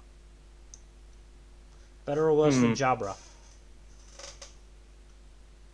I think she gets more characterization than Jabra, and she also has a really funny fight with Nami as well.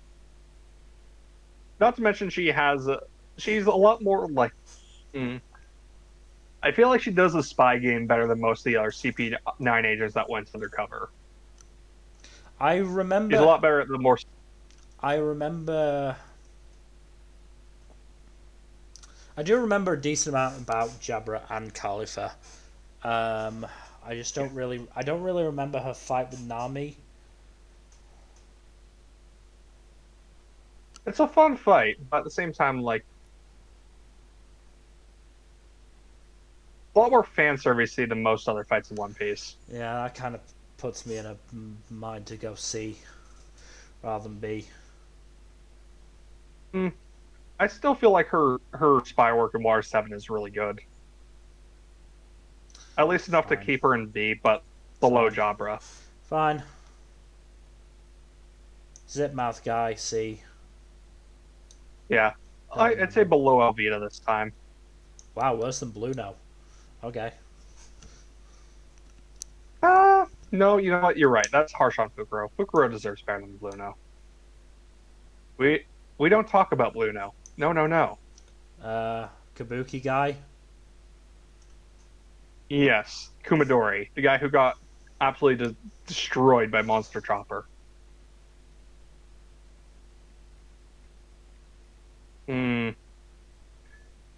Honestly, he's probably the least interesting CP9 agent. Bottom of C then. Bottom of C. Kuma. A tier. A tier. Yep. Top of A tier. Very right complex, at the tippy top. Very good. Yep. Baby 5. B tier? I think B tier. You think C tier? How does she even get taken out again? Oh, that's right. The dude proposes marriage, doesn't he? Yeah. By accident. Stein straight up to marry her, and she immediately defects.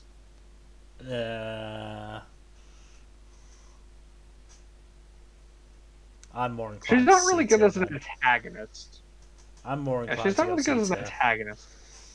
Yeah, I still think she ranks above some of the CP9 agents. Yeah, I'll put a top of C.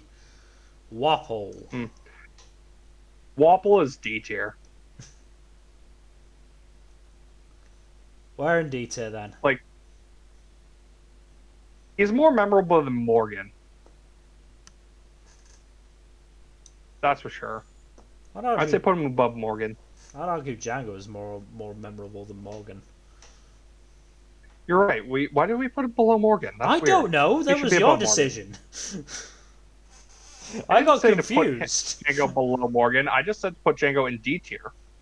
I said nothing about his placement relative to Morgan. Then it might have been you said put Morgan top of D tier. No, I just said put him in D tier. Whatever, we've made the change. Hancock. Hancock is a weird one because she's not an antagonist for very long. I don't think she even really belongs on this tier list, to be honest. Do you want to just leave her out then? Doesn't make...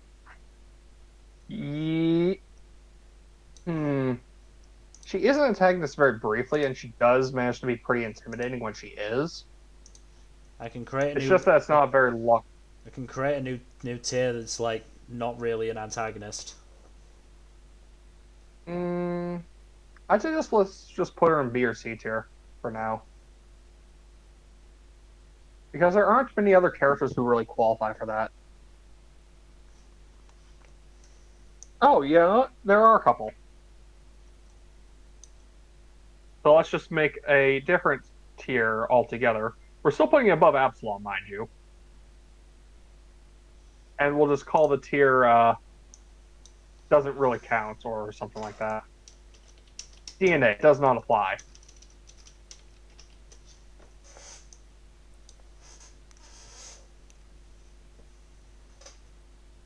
Also, I think there's another Doflamingo on this list. Why are there two Doflamingos? I don't know. Is it because of the string clone? Did he sneak a string clone into this? Damn you, Doflamingo! Well, there's two of them on the fucking second one. What the hell? Yeah, I don't know. Sugar, I think. That's Sugar, right? Yep, that is Sugar. Very effective. I'd say A tier. She's one of the one of the better supporting antagonists. Yeah. I'd say below Kuma though. Yeah. It's really hard to beat Kuma. Mm. Sentomaru.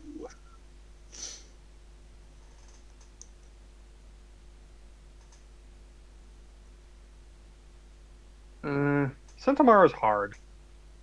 Am I the only one who didn't realize this was a guy? Yeah, that's on you, dude.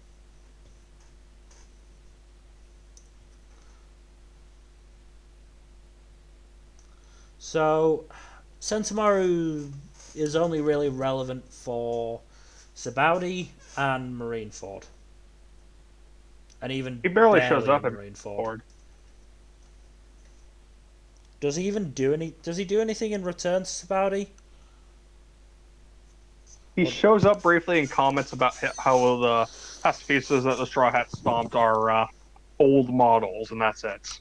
Oh, and he also beats fake Luffy over the head with the flat of his axe. So really, we're just judging from Sabaudi. Mm-hmm. And he just doesn't really do much. C tier then. D tier, did you say? C. C. Above or below Baby 5? I'd say above, just because of effectiveness, if nothing else. He is effective, and he does stop Luffy Yeah. from doing much against him, if anything at all. Kizaru. You skipped Diamante and Moria. Oh, I didn't. Wait, what the hell? Kizaru got moved around, okay. Yeah. Weird. Kizaru, I think, is A or B tier. Most of the admirals deserve A or B tier, honestly. I would say A tier. Above or below Sengoku is the question. I'd say above because he's more present. Above, yeah. I honestly think he's probably above most of these guys, but I think he's below Sugar. Sugar is goddamn terrifying. I mean, in terms of actual threat, he is very threatening when he is the main villain, which is pre-time skip, because nobody knows I'm Haki.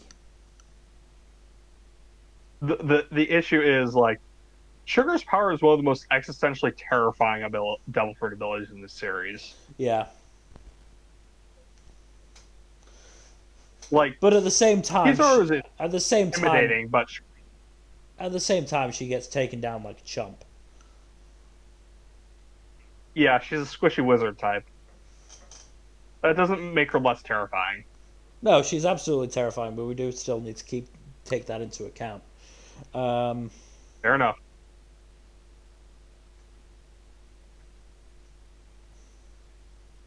So where are we putting Kizaru?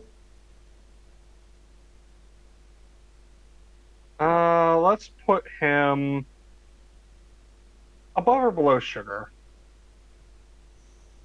What do you think?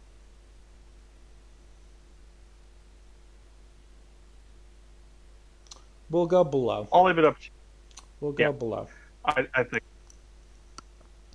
Diamante. Diamante, don't remember him.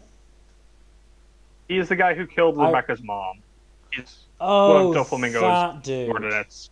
That dude. Is that Yeah. all he does in that arc, really? Well, he sort of beats up Rebecca and gloats about it to both her and gloats about killing Scarlet to both her and Kairos. But beyond that, he's probably the least effective of Doflamingo's head executives. So I'm thinking C. No, he's still pretty effective. He does have an interesting moment during the Coliseum where he tells off people for jeering Rebecca when she won her block, but So low B I think then, that's enough. above Spandam? Low B. Below Spandam. Spandam is a more effective, more memorable character. Gecko Moria. Moria. I feel like I'm being harsh, but I think he should be in C. He's just not very effective, is the thing. Yeah, no, I'd say like mid to high C, but he's still C tier. Especially considering like Doflamingo and Crocodile are like the other two major counterparts in terms of warlords heading a major arc as antagonists, and Moria just doesn't stack up to that. I would put Moria at the top of C because at least he has to be taken out. Yeah. And taken out Yeah. properly. True. Blackbeard. Are we going to put him in A or S tier? Because we haven't seen his plans bear out completely to fruition, but what we have seen him do is pretty fucking insane. Top of A tier because we just haven't seen enough from him. Yeah, that's fair. We've seen little bits Like, and pieces of his plans, but we just have not seen enough of his plans and his active we don't participation know in the full plans. picture. Yeah. We don't know the full picture with him. Shiryu. He has not been an active antagonist towards the Straw Hats or any real protagonisty characters, really. He has shown up in Impel Down and joined Blackbeard's crew and did very little of substance since then. Do you want to He did save the Blackbeard pirates, but that's about it. Do we want to put him in DNA then? Yeah, he's not really directly antagonistic yet. He just hasn't done anything. Yep, exactly. Like a couple other Blackbeard pirates would qualify, like Burgess would qualify, but not Shiryu. Sakazuki. Akainu. Yep. It's gotta be an A. It's I gotta think be an he's S tier. S tier. Yeah. I would put him below Crocodile, but I still think he deserves to be an S tier. Yeah. He has had one of the biggest impacts on the series by way of killing Ace. Murdering Ace. Yeah. And he is the only villain to have left a long-lasting mark on Luffy. Yeah. That definitely counts for something. Buggy, top of S tier. All hail, Not top of S. All hail Emperor Buggy D Clown. We're not putting him at the top of S tier. Don't you never let me have fun. I will concede and put him at the top of A tier. Oh god, are we actually doing this? Okay. No, I'll be serious. I'll be serious. Buggy failing upward on his journey towards glory is one of my favorite threads in One Piece. And that does deserve a merit in one of the higher tiers. And I honestly think, like, the issue is he's not really much of an antagonist for most of his role in the story.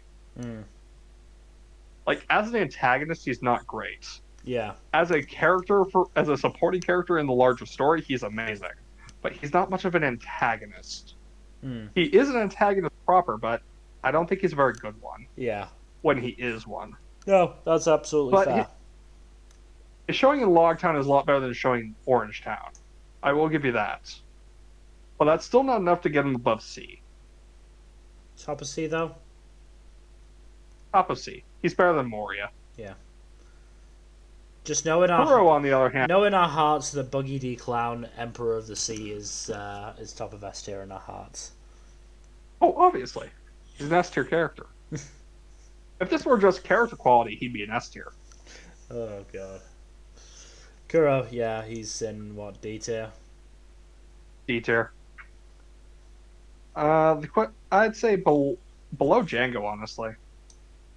Oops. Oh, there we go. Don Krieg, D tier. Yep. Hmm. I'd say above Morgan, but he doesn't deserve more than that. Monet. Hmm. A or B tier, I think. I'd say B tier. I'd say low B tier, honestly. I wouldn't put her anywhere near A. She That's just fair. doesn't She's a do very enough. solid supporting antagonist. She's a decent enough supporting antagonist, but she doesn't really do much. She's just sort of there to hold the heart hostage. Hmm. Her fight with Zoro and Shiga is pretty interesting. Her fight with Tashigi was interesting. Once Zoro got involved, it was basically a curb stomp. Yeah. I'd say below Jane or below Diamante.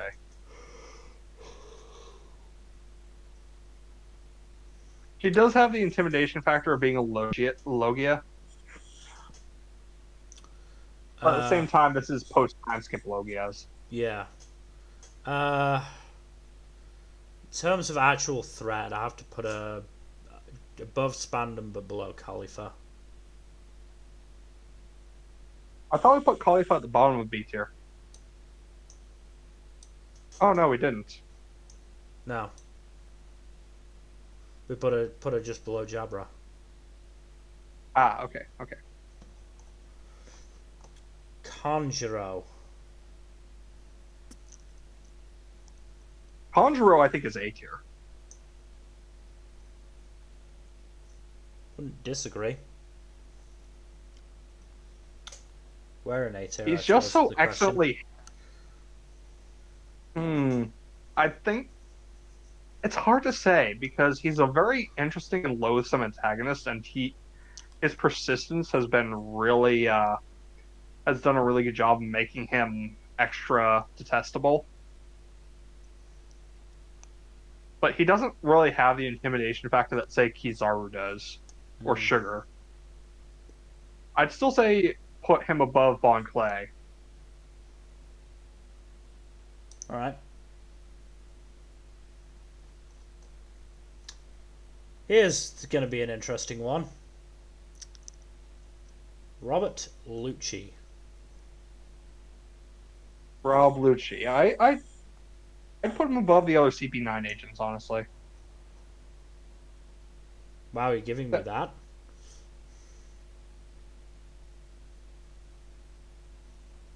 Yeah, above the other CP9 agents. I'll give you that he's not as interesting as some of the other Saga headlining antagonists, but he's still a good villain. I don't think he deserves lower than B tier. I honestly would have put him in A tier, but I know you would contest that. Mm. Here, I thought I was going to have to argue you out of putting him in S tier. No, he does not deserve S tier. I would argue for him to be an A tier, but I don't think you'd like to do that. No, I would not. Yeah. Yeah, I am fine with him being in the middle of B tier. That's the lowest I'd put him, though. I'll put him at the top of B. That, I think, is justified. Top of B is good. Because as boring as he is still strong, at least. He is strong and he is intimidating. Virgo, C or D? C. C tier. He is genuinely... Honestly, I think he's more threatening than Monet. He actually puts up a hell of a fight against Smoker and Law. That's fair, actually. Put him in B just above Monet, then. Yeah, that's Fair. Magellan. I think this Magellan. guy's an A tier. Yeah, he's genuinely scary and takes years off Luffy's life. Yeah. I wouldn't put him above Blackbeard or Kuma necessarily, but I still think he's in the top 3 of A. Alright. I don't disagree. Caesar Cloud. Caesar Clown goes in C tier. CCC. It's telling that despite being the big bad of Punk Hazard, he's probably the least intimidating of the 3 villains. Fujitora. He goes in DNA because he's not really an antagonist. Yeah, that's fair. Is that Hody? That's Hody Jones, aka a D tier villain. Yeah. He's not awful enough to be Absalom tier, but if Vanderdeck is on this list, he goes in Absalom tier. I don't think any other villains deserve that. I'll give him his credit and put him at the top of D tier, but yeah, he's not going any higher than that. Yeah. I don't see Decken on here, so Decken we don't have good. He's the only other villain I could see putting in Absalom tier. Yeah. Fucking slime guy from Dressrosa. I don't remember his name. Treble. Treble's really gross, honestly. C tier. Like, as much as he's more effective than Diamante, his design is so gross and off-putting, and he's just such a not fun character. Where in C tier? Below Alvida. I'd say bottom of C, actually. All right. It's just really annoying. Yeah, no, I'm not going to disagree. Senor Pink, A tier. A tier, easily. There is no disagreement. Oh, where in A tier? I can't justify putting him higher than like supporting antagonists. I'd say around because I'd say below Bon Clay, just because Bon Clay has had a longer lasting role in the story. Yeah. But Senor Pink has a lot of emotionality to his flashbacks, surprisingly enough. Burgess. AKA the one member of Blackbeard's crew that we can actually put on this list besides Blackbeard himself. Yeah, he still hasn't really done that much. He's on Dressrosa being a dick. That's enough.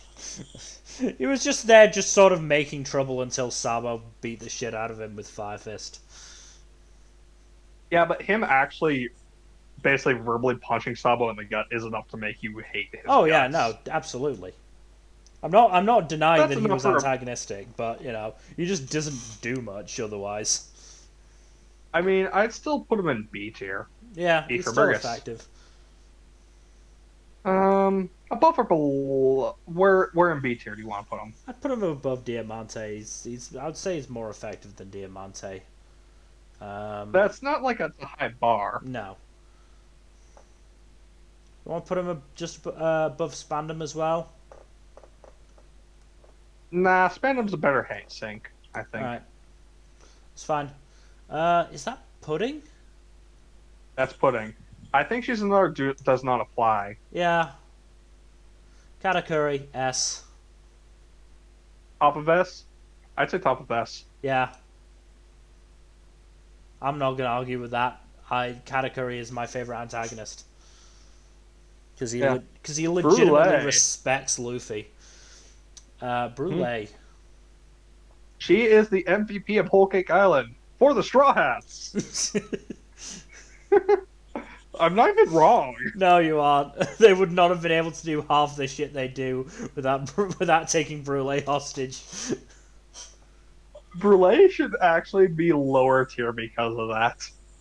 Ordinarily, I'd give her like a B tier, but I think she should be C tier just because of how much she unwittingly aids the enemy.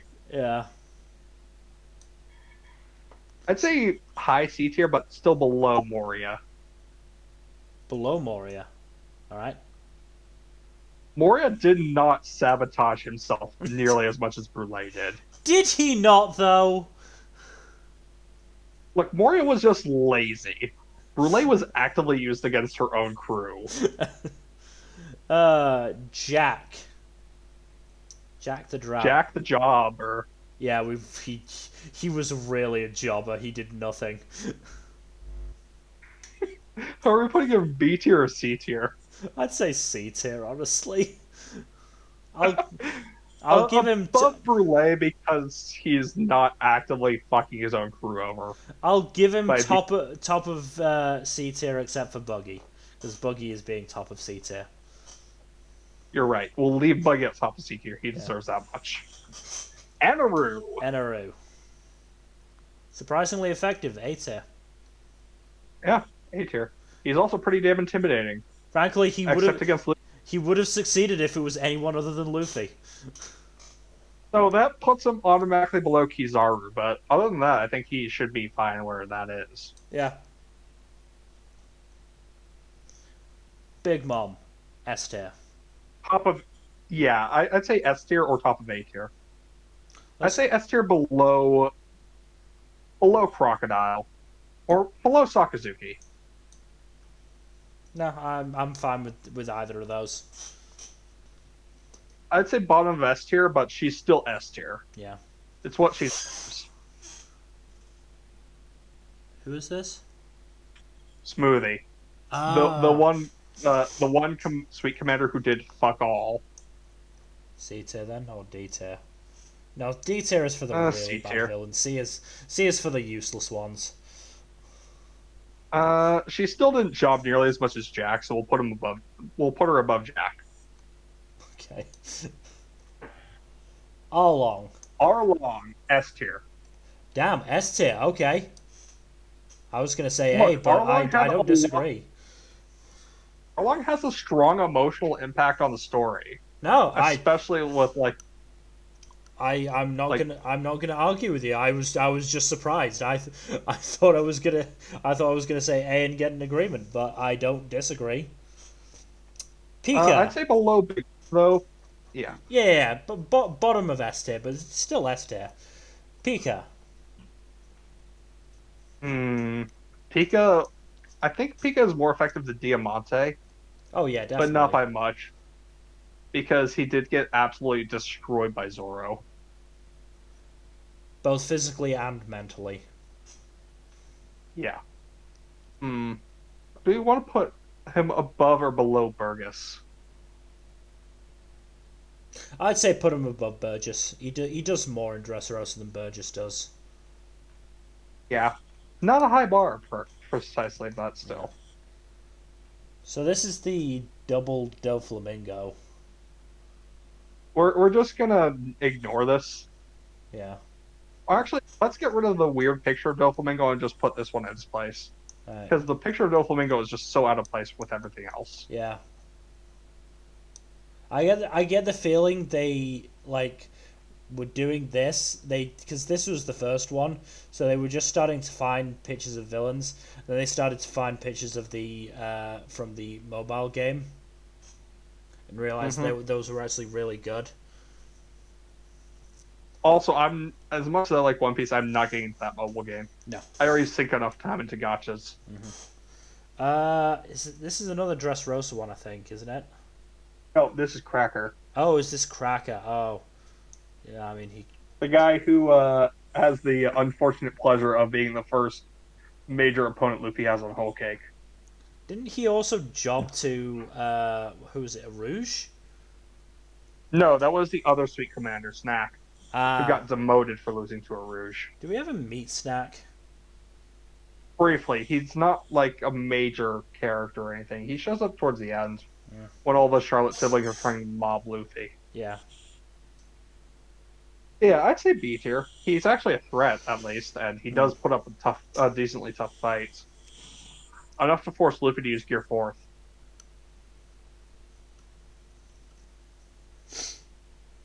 I'd say, though, where in B tier to put him is the question.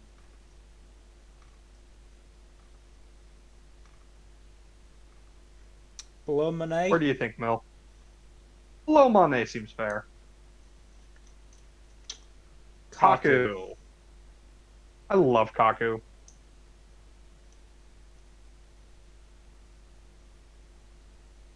I'd say B tier. B tier, yeah. Above Jabra, though. Definitely above Jabra. Above Gin? Above Geen. Above Bellamy, honestly. Yeah. Above Galdino? I don't know. Yeah. Kaido. No. Kai D.O. goes in S tier.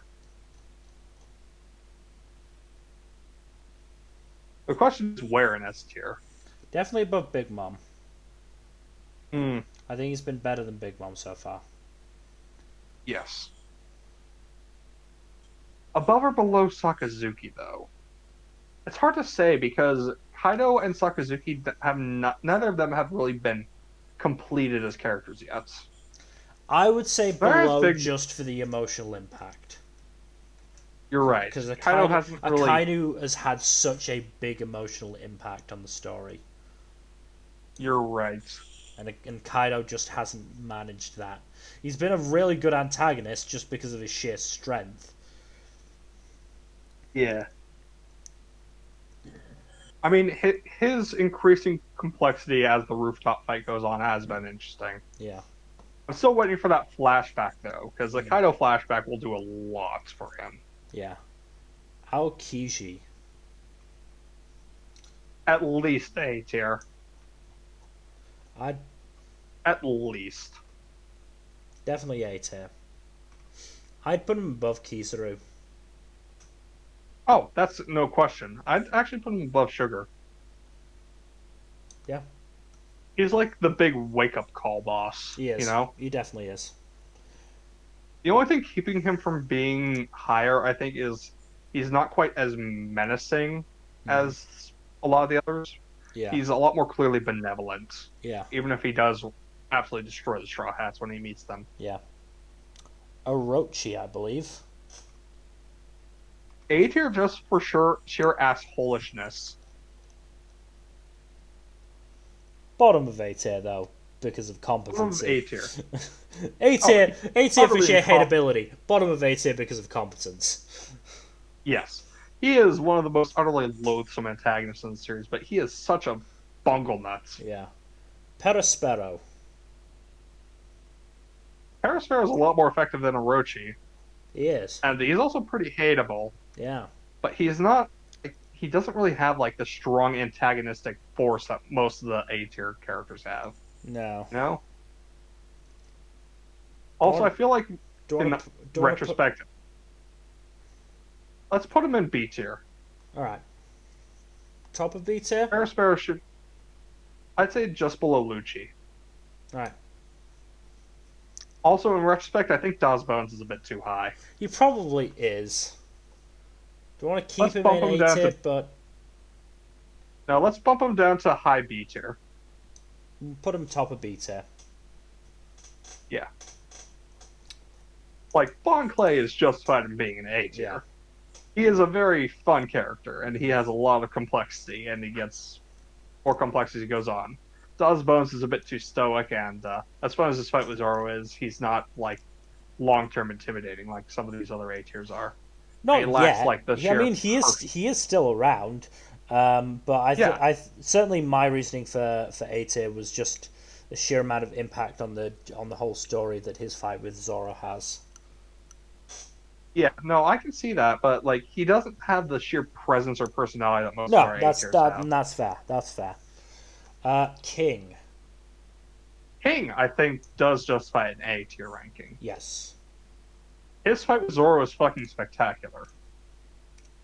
And that little flashback does a lot to characterize him. Mm-hmm. The question is where in A tier? Because I can't really justify putting him above Eneru. I think he's definitely above Conjuro, though. Yeah, above Conjuro, but below Eneru, I think, is fair. Queen. Very entertaining. I think Queen also rates an A tier just because of his personality, if nothing else. Queen is very entertaining. He is an asshole, but he is fun. He is a fun villain. He is having fun with it, and his fucking face faults when he gets the moves is just so funny. Oh, by the way, Big Mom's in the prison. Not to mention, no. Oh, by the way, kid escaped. By the way, Luffy's trying to escape. By the way, the keys are missing. It's okay, we can fix this. Oh, by the way, Big Mom's here. You motherfuckers. Oh, and all To your be fair, Oshiroku is gone. That's it. Executing you all. also his fight with Sanji is pretty damn fun. Yeah. Especially like him just like, come on, show me your raid suit. Come on. Aww, I want to see the raid suit. Honestly, I'm okay putting him with King. Just below King, but Yeah. with King. Yeah. I think Yeah. those are both good That builds. works. I don't know who They're both these very good. are. That's Mr. Five and Ms. Valentine. Wow, okay. Weird placement for them. They're C tier. They're C tier. Fucking weird placement for them, but okay. They're effectively the main villains of Whiskey Peak. Ah, okay. Which one was The Whiskey closest Peak thing again? Whiskey Peak has is the first arc after Laboon. Oh, right. Okay, yeah. They're like the first major Baroque Works agents, like the first of the top 5 pairs we meet. I just question that placement because we got like fucking a run of like Kaido, King, Queen, oh yeah, it's like, and then these guys. oh yeah, no, that's weird. That's very weird. But yeah, I'd say bottom of C, bottom of. But actually, no, they deserve to be above Treble. Treble is just yuck.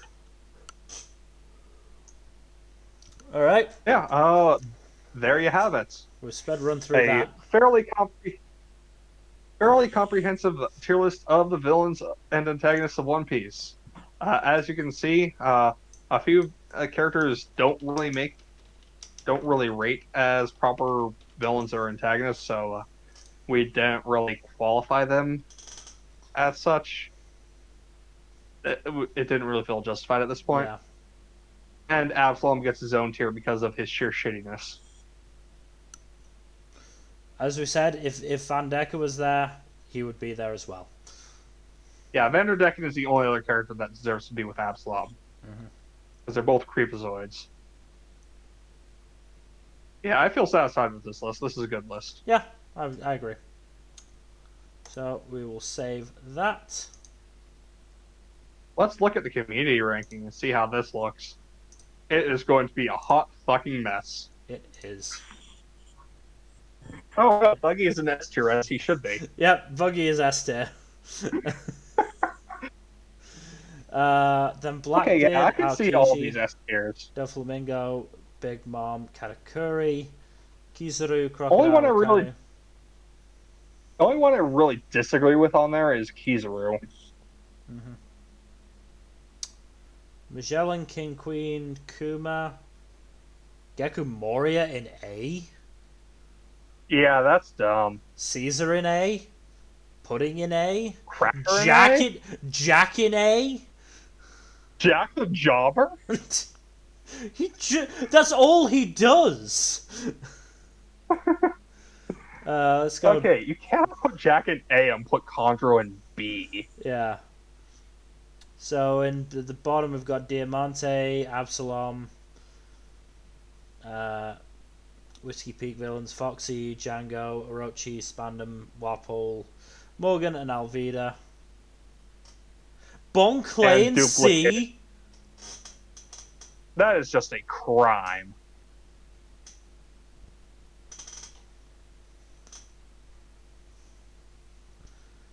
Absolute travesty. You've got fucking Hody Jones in B, but Bon Clay in C. That is a travesty. Who the fuck is rating Hody high? A goddamn idiot. Anyway. But yeah, that should do it for today. That's all we're doing. This has been a longer video than we did.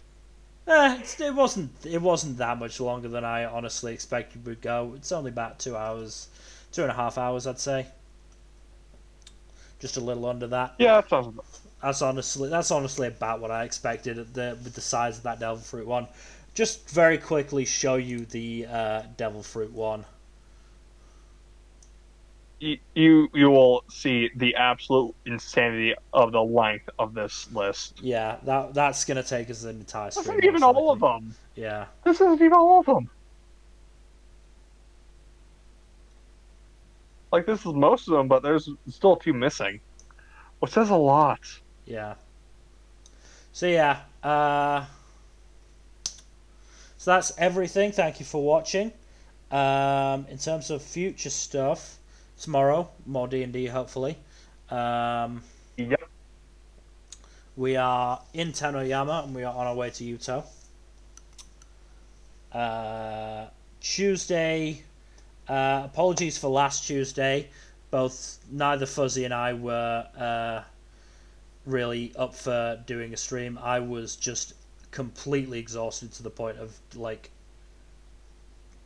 basically just being in bed near immediately. I think Fuzzy was actually the same. We were both just absolutely exhausted.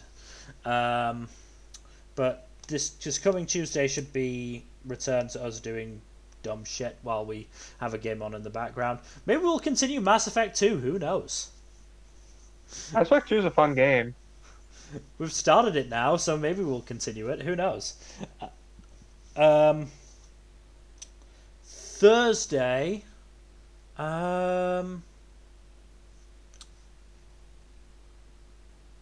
don't think we have a Paradox Hour scheduled for that, do we? Thursday? This coming Thursday? No, I don't think we do. Don't we usually play Ace Attorney on Thursdays? Oh yeah, I was just checking that we don't have a Paradox Hour, but yes, we'll be doing Ace Attorney then, assuming Gen is available. Gen's available. If Gen's not available, we'll probably do the Devil Fruit tier list. Probably, yeah. And then next Saturday, Paradox Hour, discussing the anime from Winter 2022, and doing our awards. It's going to be a long stream. Just be aware of that. Despite the fact this is one of the weakest seasons we've had in recent memory. I mean, all of our award streams are long. Let's be real, no. They are. That said, we won't have too much to talk about in terms of the Toei stuff.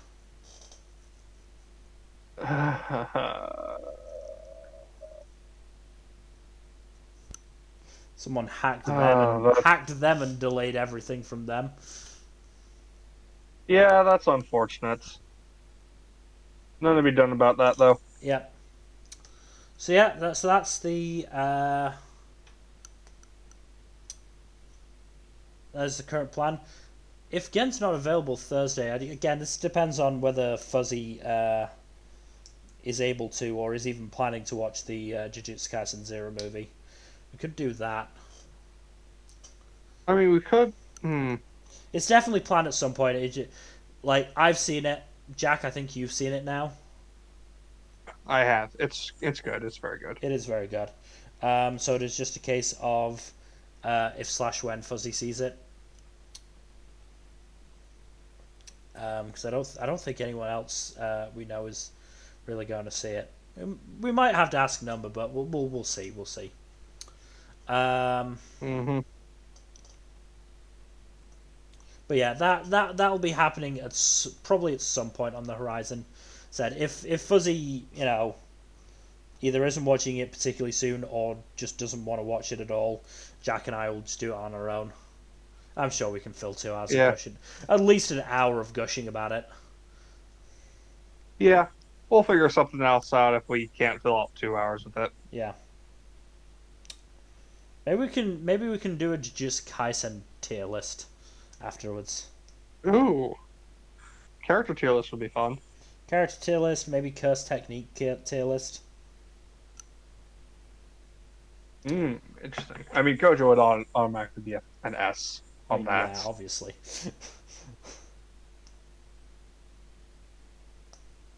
But yeah, that should be everything.